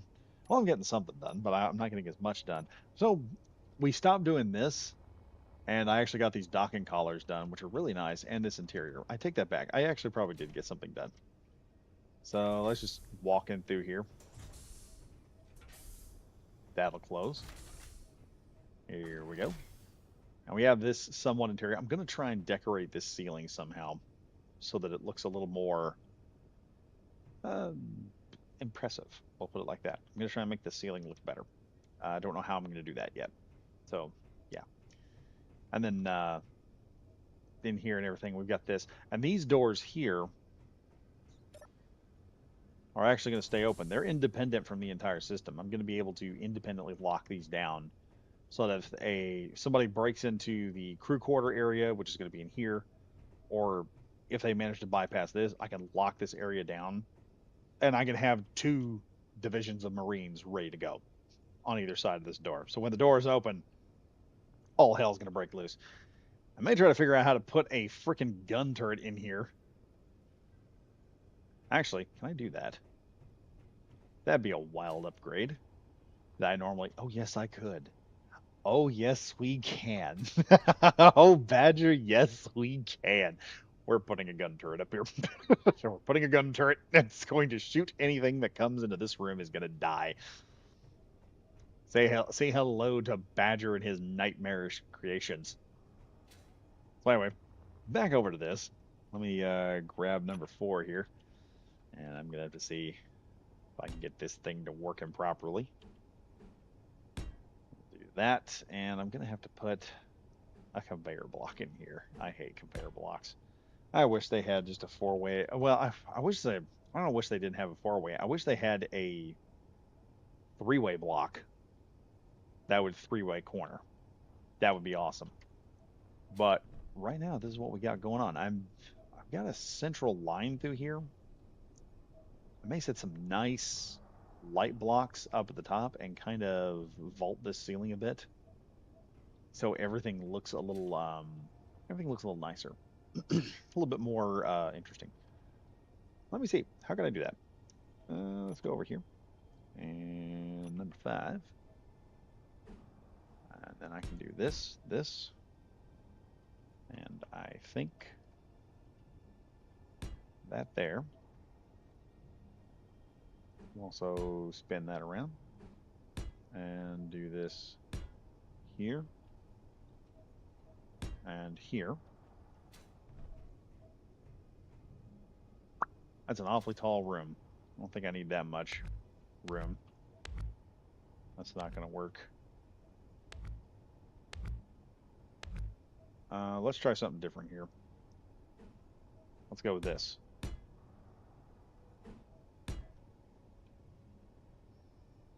I need a half block. That's a light.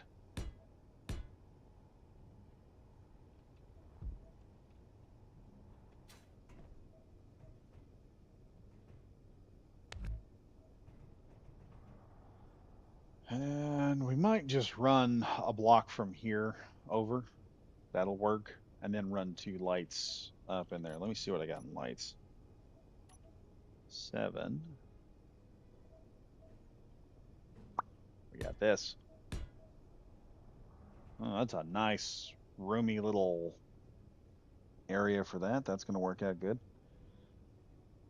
A corner conveyor that goes to all 3 axes would be real nice. Yes, it would. My God, it would be nice if we had a block like that. I sit here all the time and wonder, why don't we have this? Why don't we have that? Let's see. How am I going to make this work? What do I need? Oh, wait. Number 5. The block that works. That there. Yep. There.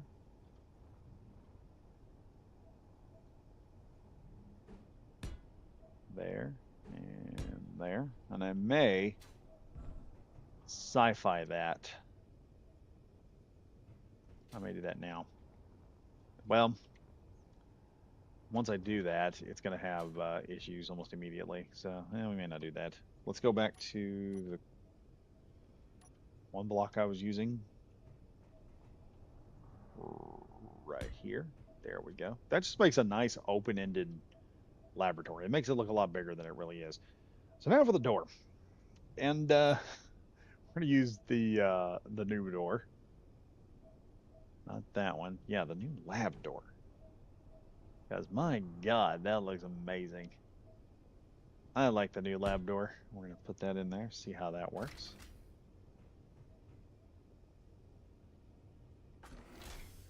There we are. Now, to make this work, I don't think the rounded corridor blocks are going to work with that. I think I am going to need a 3-point.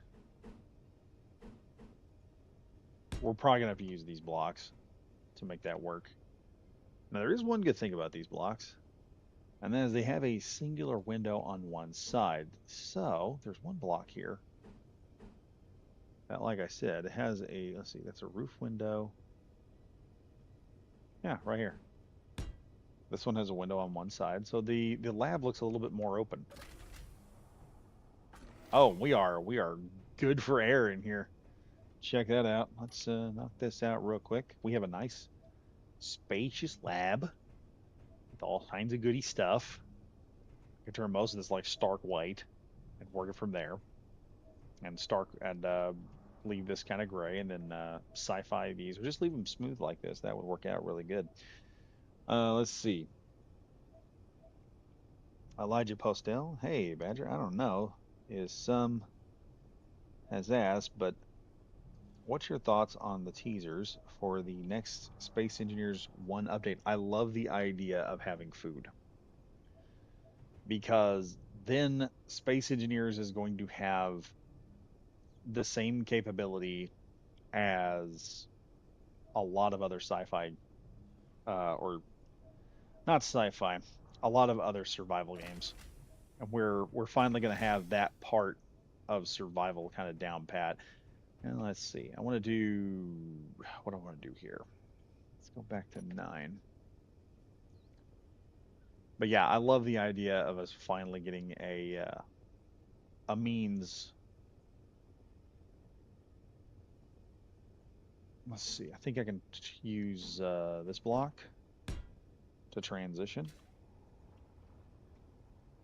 And we're about to the end of this area here where I'm going to put in 2 rounded blocks, I think is what I'm going to use. I'm going to have to figure out the blocks going in here. But this area here, I think I can turn into a... Do I have the toiletry out?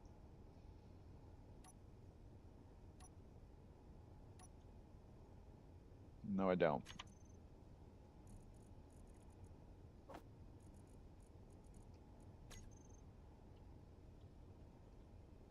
We're going to need a... there's a certain way I want to do the shower area. See, I do it like that, you're not going to have a whole lot of privacy. But if I do it like... well, if I do it like that, you're not going to be able to get in it. So we're going to do that. And then we're going to have a toilet here and a toilet there. That'll open that area up nice. And then we can then run, or I can run a series of beds through here. And then this area here will be where you kind of, well, that kind of creates a few issues. Because we are going to need to put,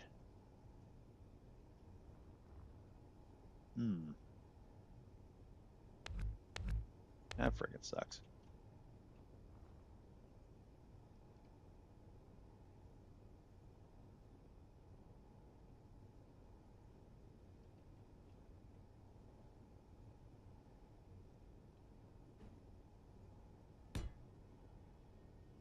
Unless, of course, I do the...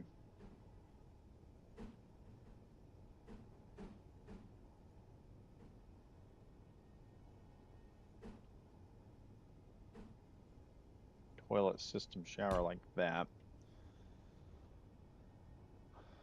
We come through here, and I can just actually no, I can just put the vent in the floor. I just forgot. I can actually do that here. That can actually be done here. So we're gonna do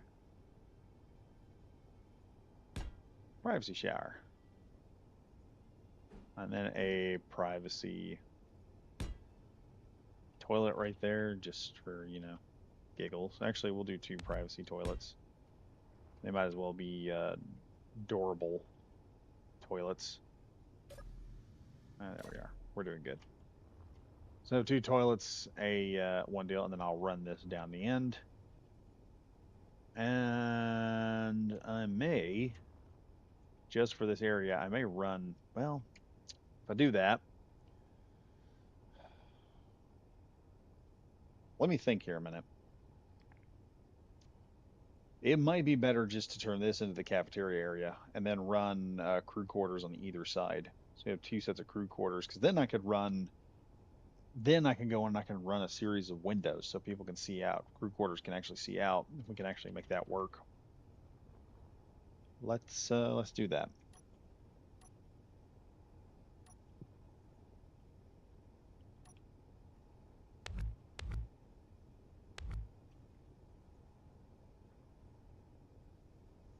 Let's see. We can inset a kitchen here.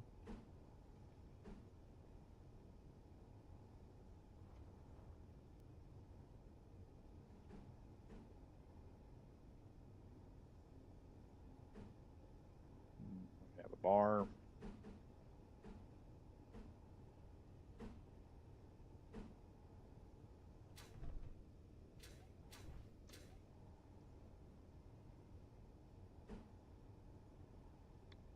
Now, let me see here how we're going to install all this.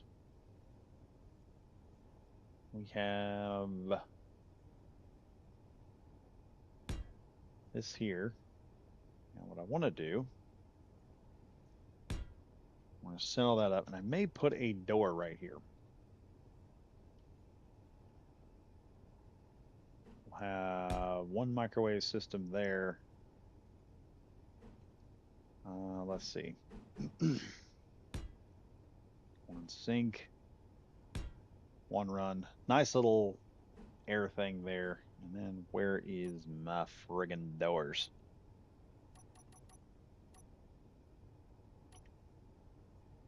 Okay. I think what we can get away with is just putting this door right here. And then the rest of this room will have like a small table area here, or a small table area right about here.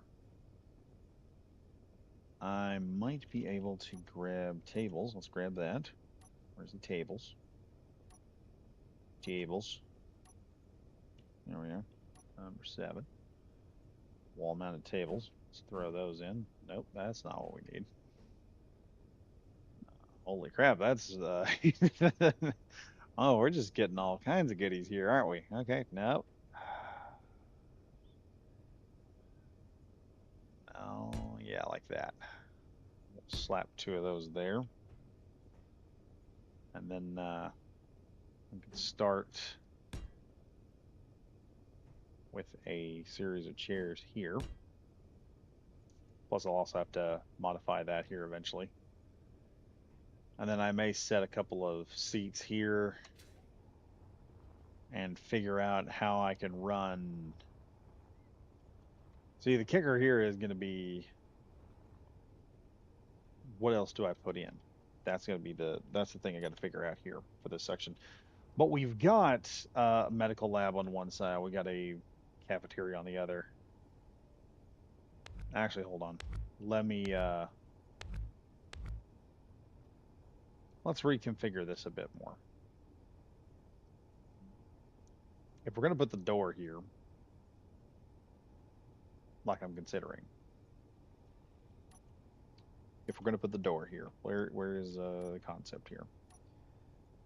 I don't even know what windows we're going to install. We're going to have to wait on that design probably. Let me get this done.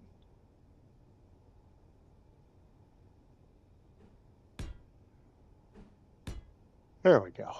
There we go. So, how am I doing this? Actually, let's delete those.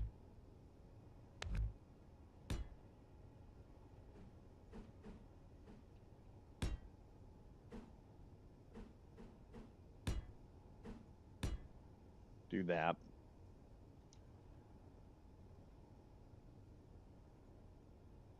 I need something for this corner. Vending machine. That's what we need. Vending machines.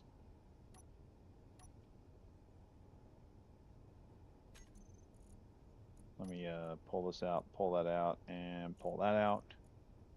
Vending machines. Where's the vending machine at?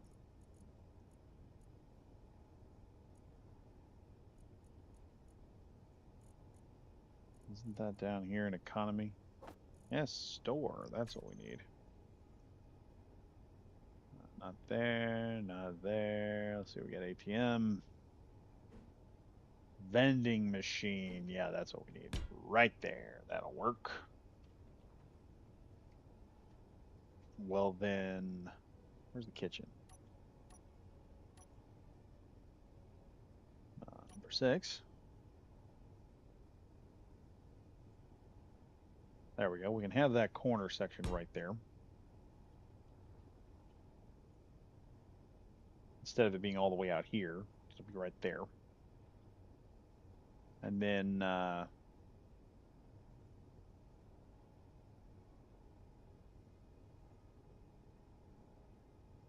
where's the door? You just put the door right there to enter in that room. Number 9. Check that out. There we go. And we can use a lab door over here as well to just... What am I connecting that to? Oh, that's not connected to nothing. So we've got this round corridor here. Let's go ahead and go back to the corridor blocks we got. Oh yeah, that's not going to work. That's not going to work at all. We'll just stick to this, I think. That'll do. And I'll put in... Actually, no, I know what I'll do. We'll do that. And then I'll put this here. So it makes this look a little bit better. We can see in there, and we can see in here. This is airtight. And the other room will be airtight as well.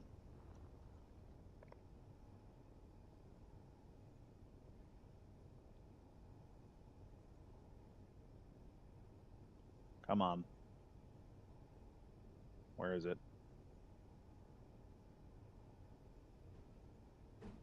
There we go. We'll do that.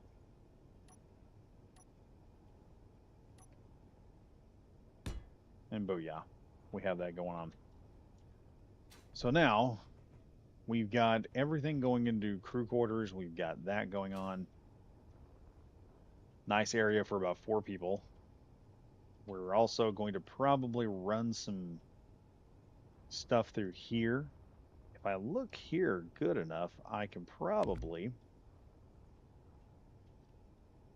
go here instead. And that can possibly open up another seating area, potentially.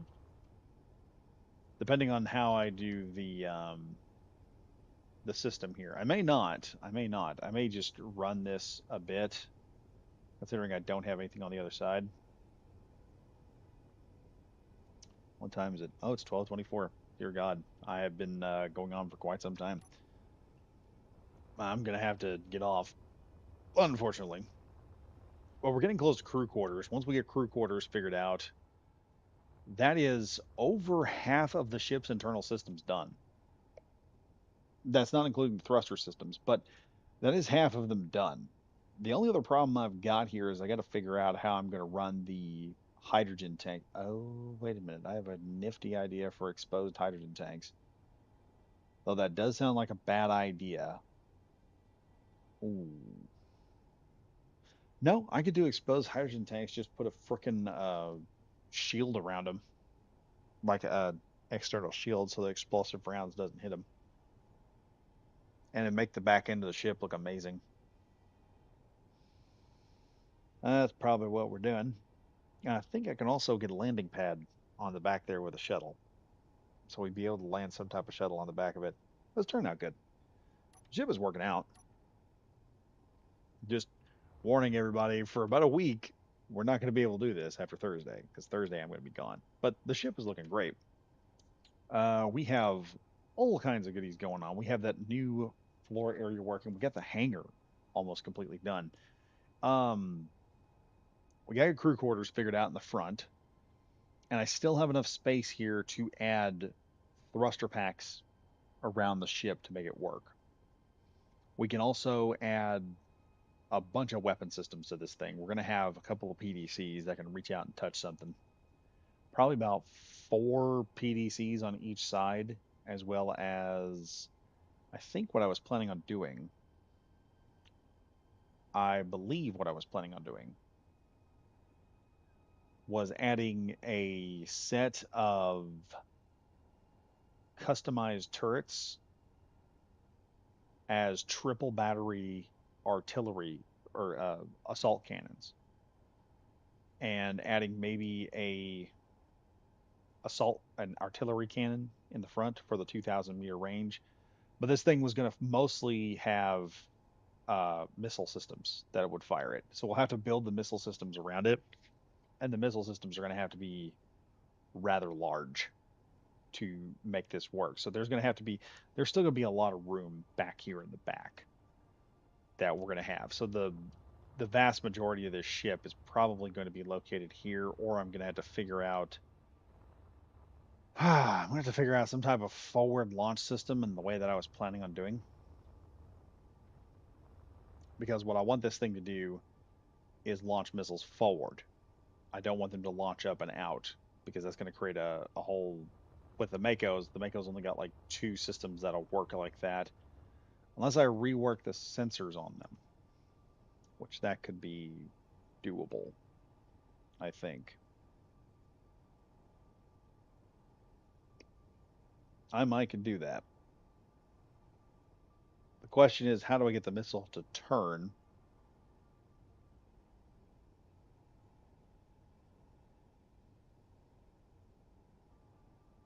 Let me check something. Let me check something. Before we quit, let me check something. We're going downstairs. I need to put a light block in here somewhere so we got some light. Let me check something in the old deal. Event controller. Let me check this here.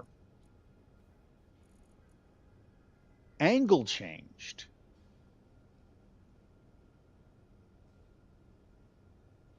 Hmm.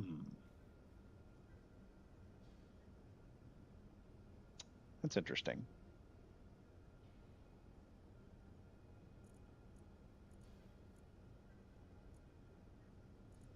Have the angle change, and the Mako's already got two sensors on it, I think. Let me go check. Let me check. Mako's are all over here. I've got several of them. She's got two sensors on her, I think. Yeah, the Mako already has two sensors.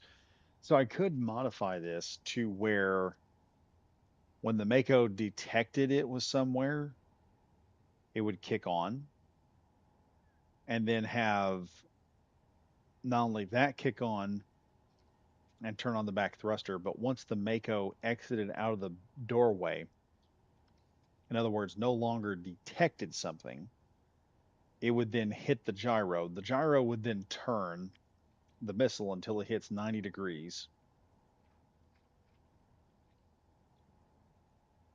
And once it hit like 90 degrees, the missile just kills its weapon systems and it kills its engine, its auto launch engine system. It turns.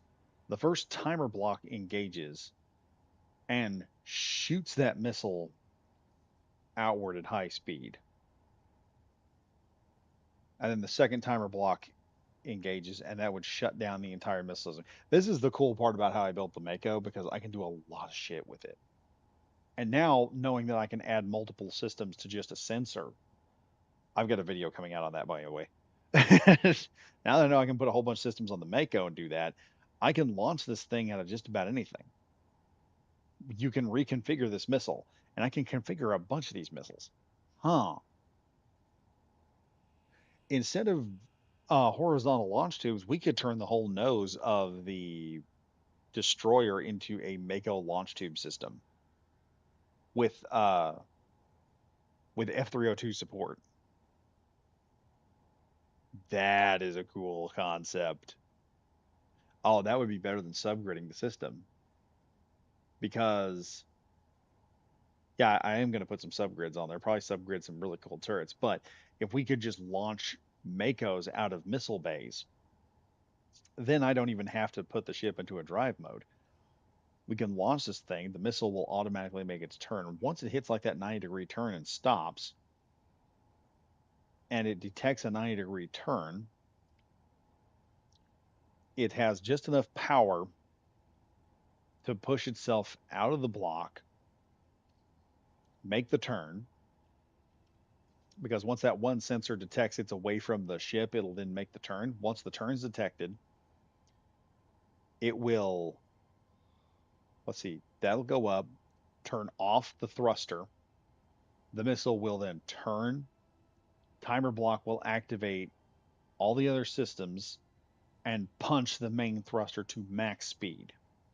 It will take off. Second timer block will be going for about 10 seconds after the missile is launched. And then the missile will deactivate its thrust override while everything else is activated. And then it will just coast towards the target because it doesn't have a forward thruster. And then you could fire Makos from extreme long range without the ship moving. In other words, we could have destroyers that could siege a position with missiles. And I'm just going to need a cargo crate on here to carry all the missile stuff. We got to build that. We got to make that work. I got to figure out how many blocks I need to put in these things. And we could have two sets of Makos set side by side and put them onto a print system. But what I need to do is I need each Mako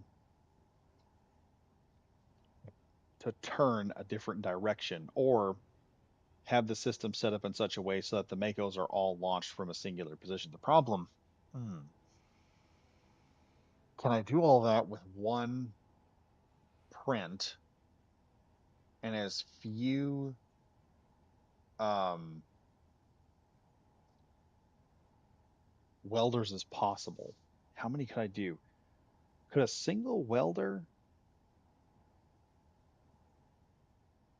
I know it'll jump like four, and I could hook up a system to it. The problem with this is,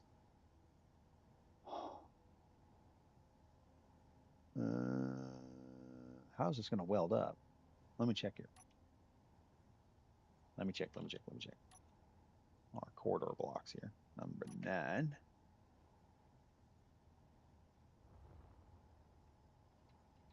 Will it fit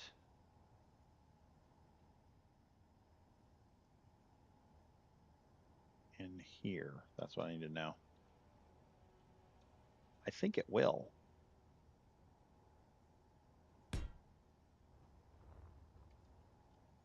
Oh, yeah. If it'll fit in there, then all I need is a subgrid that comes over here in the middle, attaches to this like it's supposed to with a print, singular print. We can run that the length of the ship.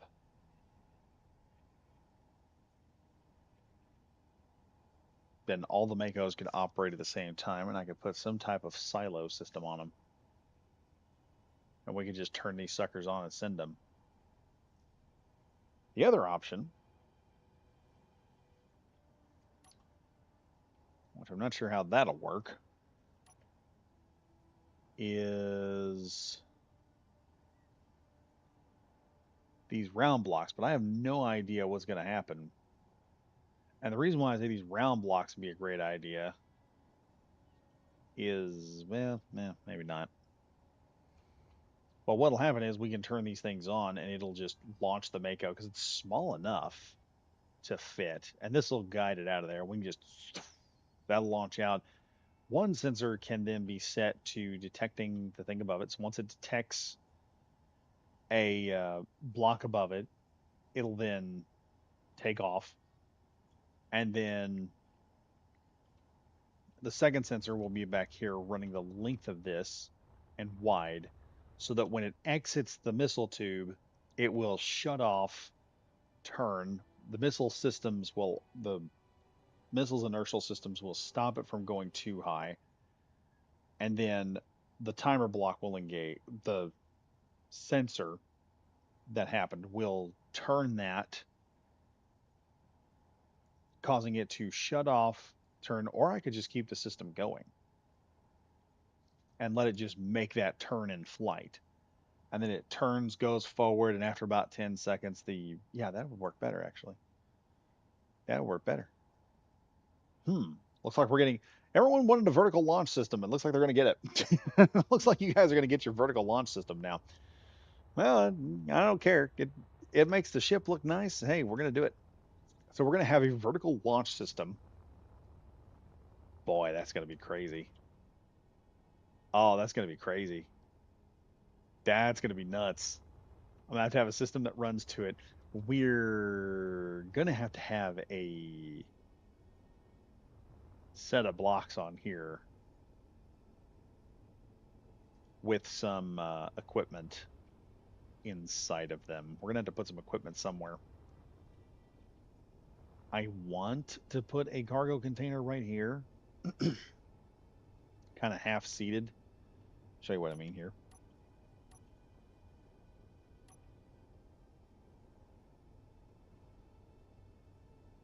One of these bad boys, and just have it kind of half seated, but that's not going to look right at all, unfortunately. That's going to look cool. That's going to be cool because the plan here, I think I can get several stacks of missiles firing at one time. We're going to have a couple of PDCs, the main battery cannon up here, which is going to be a series of, like I said, a triple battery assault cannon turret up here. Maybe another one down here somewhere just to give us a little bit more. And then we're going to have just enough room probably for two, maybe three F-302s. And then we're going to have crew quarters probably going to come to about here.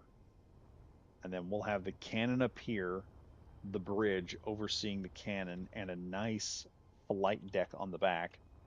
And this thing is going to absolutely slap another ship. We're going to be able to siege other this thing will be able to siege other star bases. It's going to be able to fire its missiles off at extreme distance. They're going to get within range. You just got to get within 2,000 meters shot. So you're firing at a very massive target before the system takes over. Let me read some comments off here for you guys. While I let me set the character up here so we can take a look at all of our awesome progress we've gotten done at the moment. You guys can see just how cool the ship is looking. And we'll go through some comments here so I can figure out where we're at. Let's see. Elijah Postel. Personally, I've been mainly playing creative, so it would give me more incentive to play survival. Yeah, that's the thing. That will give you with the food and everything. That's going to work with ration packs. I think is what they're calling them. And I think it was Zero's Legion that said he thinks there's going to be something going on with the ration packs that they're going to give you probably some buffs. They're also talking about another update that's coming right after that, which is going to overhaul, which I'm hoping that this will have. They said they're going to do something about PvP combat. I am hoping that they overhaul the first person shooter aspect of the game because that is so bad. Fighting with a rifle in Space Engineers just sucks. They need to lower the recoil on the guns so that you can maintain, accuracy. And then they need to mess with the hitboxes so that we can actually hit each other. And they need to, I figure we're also going to get some new weapons. We're probably going to get a decent sniper rifle that can reach out and touch someone. We are probably going to get some type of shotgun for close range. The Warfare, when they put that out, the machine pistol that they added was by far one of the best close range weapons you can get in the game. I have used that thing before and just running up and strafing side to side and just blasting. The fire rate is so fast that you can just mow a guy down. Now, mind you, you do need like long range weapon systems for certain enemies, but that is one of the things that works out really good. Um, uh, Grexion, you could store H2 tanks there. Yeah, on the sides, I think I'm going to do some type of either H2 storage or I'm going to put, well, I could put an nacelle in there and hook that up to two. Actually, hold on a minute. I just realized I could add a gravity drive to this thing. The problem is, I'm not really good at getting gravity drives to work perfectly in combat. So the ship is going to be like jerking around a whole lot. We'll see about that. We'll see about that. And I'll have to see how what we get to, what kind of room we got. Mr. Campbell Soup, I agree with with it giving survival more appeal. Yes, it would. Plus, you would have to create farm areas. I'm wondering how the farm is going to work. If you're going to need light to it, so it works because they did have light, they did have corner lights surrounding it. So I'm wondering if that's going to have to be done just because of small difficulty. Elijah Postel. Yes. There's also going to be weather effects like the let me think here. There is a weather effect with the sandstorm. The sandstorm actually will choke you out if you open up your suit. There's also, I think there's going to be temperature issues that's going to happen. Not right now. Temperature, the only thing it really does is it forces your suit to use more energy. Um, that can be a thing. I know we're going to get acid rain and regular rain and other things. They may be introducing some more fauna into the game. I'm hoping because they did say they had sabroid steak. So that's something. And you may have to go to other planets. That's another thing that everyone's been saying. They need to have some unique items on other planets. They need to break up some of the because once you get to space, you pretty much got everything you need.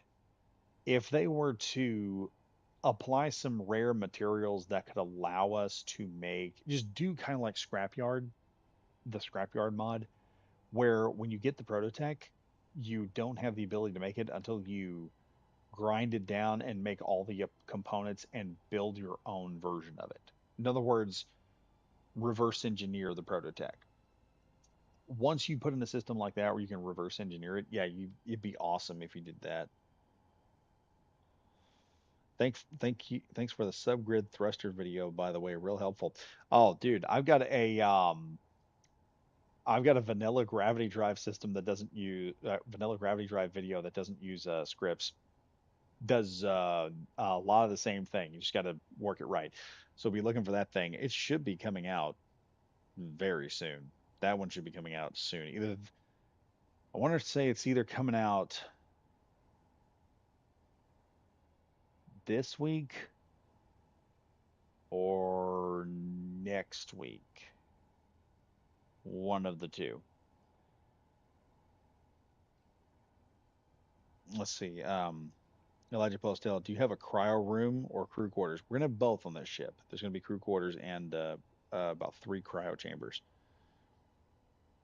Or you could use the large ball-shaped H2 tanks. Yeah, yeah, we could do that. We could do that, and then add a skirt over the top of it to defend it from missiles and crap or rockets and everything. Elijah Postel, would you be able to fire it forward while moving? Um, I think if I max out the thruster input, it would just shoot, and I keep it close to the area where it needs to come out. It'll just shoot the missile clean out.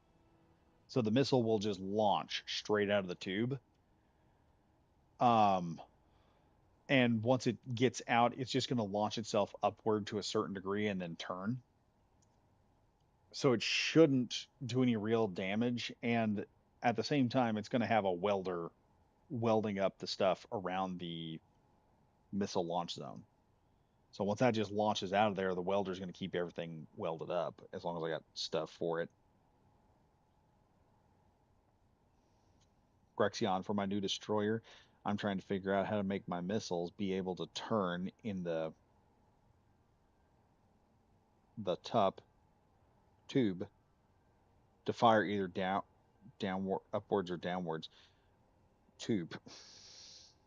This is so I can fire it downwards towards a planet from orbit to provide orbit to surface strikes. I'll tell you what you could do. You could just make a turret, like the old World War II torpedo launchers. So, what I mean is, you could slap a turret on the side with about four missiles loaded up in there with welders and its own subgrid. And so then as your ship comes in, you can just turn that and fire it. And when you need to fire, you can just tilt the ship sideways and just launch. Or if you want to put it on the side, so you can have your missiles fire forward, you can have your missiles fire upward, or you can turn it again and fire them downward. And then just set those three positions, um, set that to like three positions on your system so that when it is gotten into those specific systems, a light will turn on, allowing you to know they're in those three positions. You can then also have it go to a fourth position where it can fire the missiles backwards. This is sounding a lot better than my vertical tube system. Gonna have to really think about this thing. Mr. Campbell Soup, tube? Grexion, yes, yes, it was tube. Elijah Postel, you know what they could have done is just given the guns that we already have more character, like the precision rifle, you could have a scope and a longer barrel. That would be nice if they did. There's a mod where you can get a Barrett, and that is a whole different. That's a more interesting ball game with the Barrett. Now I think about it, I could also just turn the ship to have the tubes facing the planet. Yeah, like I said, you can just turn the ship to the planet. You could do like they did in what was it, Killzone 2, where the ship's forward firing weapon systems, when you get to a planet, the ship just goes into like a holding pattern where it's pointing straight down and it operates like a space station. And then they fired weapon systems onto the planet from high orbit. That was something that they did in the I think it was the Earth Alliance or something like that. The Alliance did, and it worked well. I mean, you can do that. But yeah, I've sat here for it's 1 o'clock in the morning. Once again, the live stream has gone way too long than it should have, and I'm gonna have difficulty getting up now. But anyway, thank you all for watching, everyone. Thank you all for joining up. This has been a wonderful live stream. Just reminding everyone, just remember to like the video. YouTube has this new system in there, and that's the best way to help out the channel. There is something I've been meaning to ask because I am getting more content up at an earlier stage, so I've got like a backlog now. I'm going to try and keep doing that. But one of the things I'm thinking about doing is to make things a little more stable on the channel. In other words, financially, because I've said I don't want you guys handing me money unless I'm providing some type of service. Recently, YouTube come up and told me that I have a membership capability. They're willing to let me have memberships now. And they're saying, hey, we've got memberships. We can let you have memberships now. They're trying to get me to do this. And so I've gotten to looking at it and thought about it. And so this is what I want to ask for everyone. I'll put a voting thing up. I am not planning on making the I'm not planning on making it that expensive before anyone asks. It's not going to be this crazy expensive thing where you guys have to pay like $5 or $6. I plan on doing the membership if done at 99 cents. It's probably going to stay there unless I have figure something else I can offer with the channel. And what y'all will have the ability to do is get everything as soon as I upload it. So you'll get to see the videos a lot of times as I'm running up videos on the channel and putting them on. You might get to see videos a week, 2, 3, 4 weeks in advance than everyone else. And then when the schedule comes in to do it, everyone who's just normally subscribed will get to see it regularly scheduled. It's just if you want to see everything early, that'll be an option. And I'm probably going to put a vote up for that in the, what is it called? I just complete my, I'm so tired. My brain just said, nope, we're not doing it now.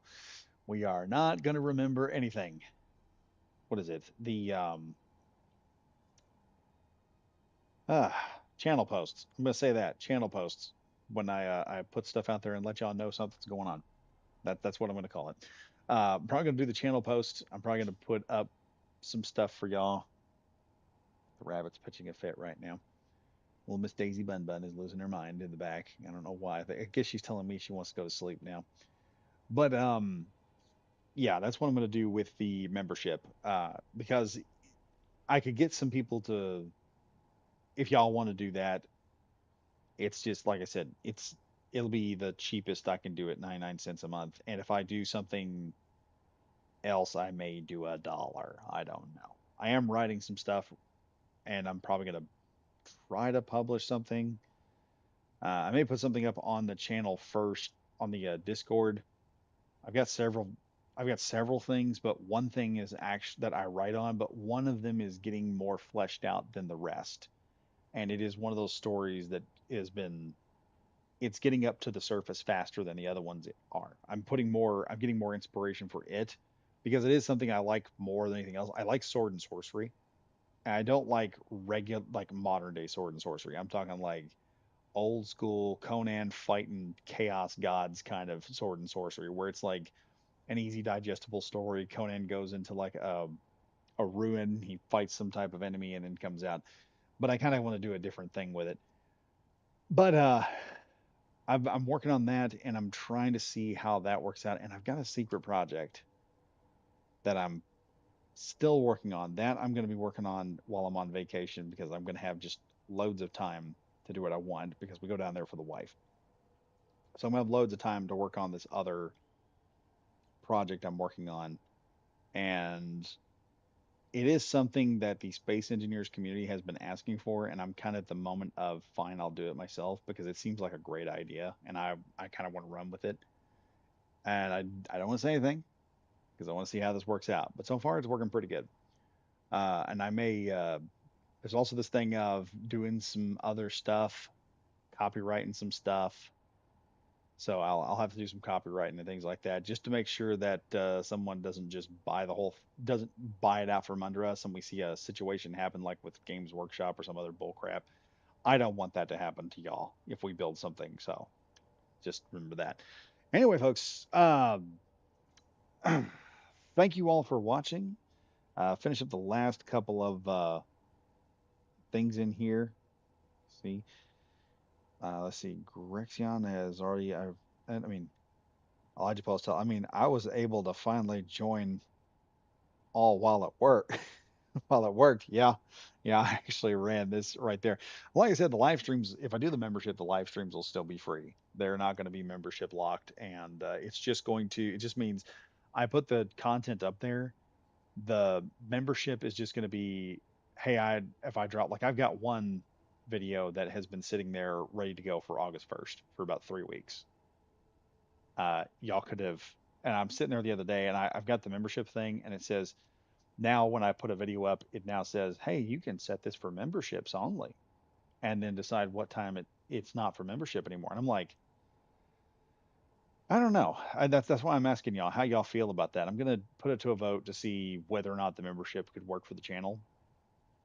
And if it does, yeah, we'll do that. We'll do a membership system. It would provide some stability. In other words, I would know there's a certain amount of money coming in at all times. which takes a little bit of load off my side of it because like I said, the purpose of monetizing the channel was so that the channel could take care of itself. And I finally got to do this with my dad. This is great. You guys will love it. I finally got to do this with my dad. We were sitting there talking, and I was going through some stuff, and we use the same tax company. So my dad goes in there, and they were talking about like taxes and everything, and they mentioned I had come in there and asked how the new internet job was working. And my dad calls me up. He goes, "What's the new internet job you got going?" I'm like, you wouldn't like it." He goes, "What are you doing?" I said, "Well, I'm not doing porn, that's for sure." He goes, "Okay, what else?" I said, "Uh, well, um, I said, well, the problem," I said, "I'm not doing drugs either." He said, "Okay, so you're not doing drugs." He said, "Is it illegal?" I said, "No."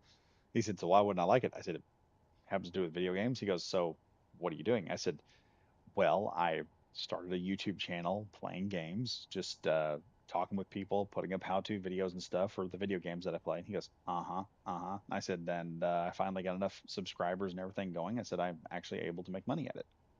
I said, "It's not a lot of money." So that's why I said it's not a lot of money. It's not a whole lot. I'm not fixing to buy a Ferrari. Okay. Basically, you guys paid. I will say this right now. I will thank you guys because the headset that I had before broke down. You guys covered another headset, which was actually I actually looked at my finances after it was over with, and y'all put in a good amount of money just from viewership. uh, y'all just watching ads ended up putting the first paycheck coming in off the channel, and immediately I got that paycheck, and I was like, "Crap, my headset broke. How am I going to get this money?" And I'm sitting there thinking about it, and all of a sudden I go, "Wait a minute, I just got paid from YouTube." I went to the store and I actually bought a far better headset. That's why the microphone sounds better because I actually bought a better headset, a higher quality Turtle Beach than the one I had before. So yeah, y'all ended up supporting that. So y'all's viewership has kept the channel alive. So give y'all oh sevens in the chat for all of y'all because y'all did amazing on that one. That has enabled y'all to do really good.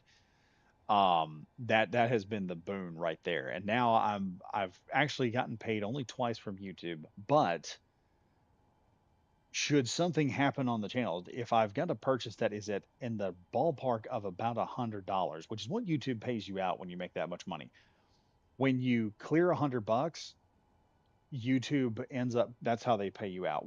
So if I covered, as soon as I clear $100, they send me about $100 check plus whatever it is. So if I clear it early enough, I could get a little extra money depending on what comes into it. And I'm just explaining to everyone how YouTube works. So if any of you are planning on doing this, you understand what's happening. Um, they will then send off and they pay me every time the every time the gauge gets up to about 100, and then they pay off. So anything extra I get, is it possible to get more money? Yeah, I could easily get, if y'all were to, let's just say if y'all were to super chat, which those are open, and y'all were to give me $500 in a month, they would pay me the whole $500 by the time the month ends.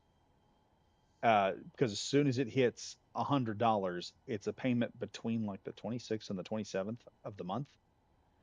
And once it hits 100, so if I hit 100 like the beginning of the month, they're already going to pay, but they'll pay the entire amount of money that's there. So what happens is, say I make $100, and then someone comes in the super chat and says, "Hey, I'm just going to drop like $120 on Badger because I'm just a nice person." uh, YouTube will pay me $220 because the ad revenue will have reached 100 at the beginning of the month, and then everything I make during that month is just a bonus for that check coming in, and that's how that works with the YouTube payment. So YouTube will say, "Yeah, you get paid $100. As soon as you make $100, you're going to get paid." But it's between the 26th and the 27th, so you can make more. You can get a bigger paycheck when it comes in. And so, like I said, right now is so long, 'cause I've only been paid twice, and we already paid for a headset. As long as the problem that happens is around $100, I don't have to worry about that. That money is there, so that's awesome. I don't have to worry about that. So like I said, y'all give yourselves a pat on the back and an oh 07 in the chat because y'all do amazing doing that. But yeah, I'm trying to get out of here, and I just keep rambling. And I'm rambling because right now my counter is saying there's like 13 people watching at the moment, and I'm just sitting here like, oh boy, that's the most I've had in a long time. Elijah Postel, head, I need to get my headset myself. Yeah, that's the thing I told my dad was he said, so why do you need tax money for playing video games on the internet? I said, because I'm actually making money at it now. And I showed him like the first paycheck. He goes, made this much? I said, yeah. I said, but it's not a whole lot. I said, it's like, I'm probably pulling in on average about $10 a month. So I mean, it's not like crazy amounts of money. But I said, but we were talking and I go, yeah, I'm pulling in like $10 a month. I said, it's not crazy amounts of money. Mostly I said I do it because it's fun. I said, I like doing it. And he goes, huh, well, son, I have to say I'm wrong. I said, what do you mean? He said, all those years I told you that you'd never make money playing video games. He said, and here you are with over $100 worth of money that you've made off video games. And I'm like, looked back and said, oh, so you were wrong? He said, yeah, don't get used to it. I was like, oh, okay, dad got me with a burn right there.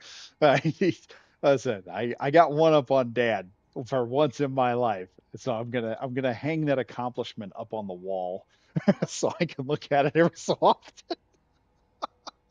I gotta figure out how to do it. That would be better than a play button, honestly. But anyway, folks, I am finally gonna get off here. Elijah Postel, congrats, man. Yeah, thank you. Like I said, it's not a lot, but I'm probably gonna do the I am gonna do a vote on the membership to see how that plays with everybody, and then we'll see where that goes from there. But anyway, as I am trying to do, I am Badger Wild, everyone, saying thank you for spending time with me tonight on this wonderful Tuesday night and us just exploring building ships and having fun and showing off some creativity. And keep building, everyone. Hope you guys can watch this stream and come up with some great ideas of your own. Be sure to drop them off in the Discord, by the way, because there's a whole bunch of people on there that love seeing that stuff. And everyone has come up with some crazy looking builds. One guy has got a build on there I have got to do a video on this week. That's what I'm probably going to do tomorrow and Thursday. I am probably going to spend most of the time doing videos before I take off on vacation. So I'll be gone for a week. There will be videos coming on, there just won't be live streams. That's the unfortunate part. I may do a couple of posts, community posts. That's what they are, community posts. I'll do some community posts during the week, just random stuff that I'm talking about. And I've got another community post for a petition to finally get these goddamn credit card companies to finally respect our hobby and stop listening to a bunch of Karens ruining our crap. So be sure to look for that. That's also in the Discord, the Space Engineer section. You guys can take a look at that. And I would suggest you sign it because what it's going to do is it is actually going to give uh, people that play games, buy manga and anime the ability to buy this stuff with Visa and MasterCard, and they're not going to be able to tell us no. It's actually going to indirectly provide us a right to do that. So within parameters, you're not going to be able to buy PDF stuff. We'll put it like that. But anyway, thank you all for watching. And I am Badger Wild. I'm going to get off here and try to get some sleep. Thank you all, and I'll see you next time.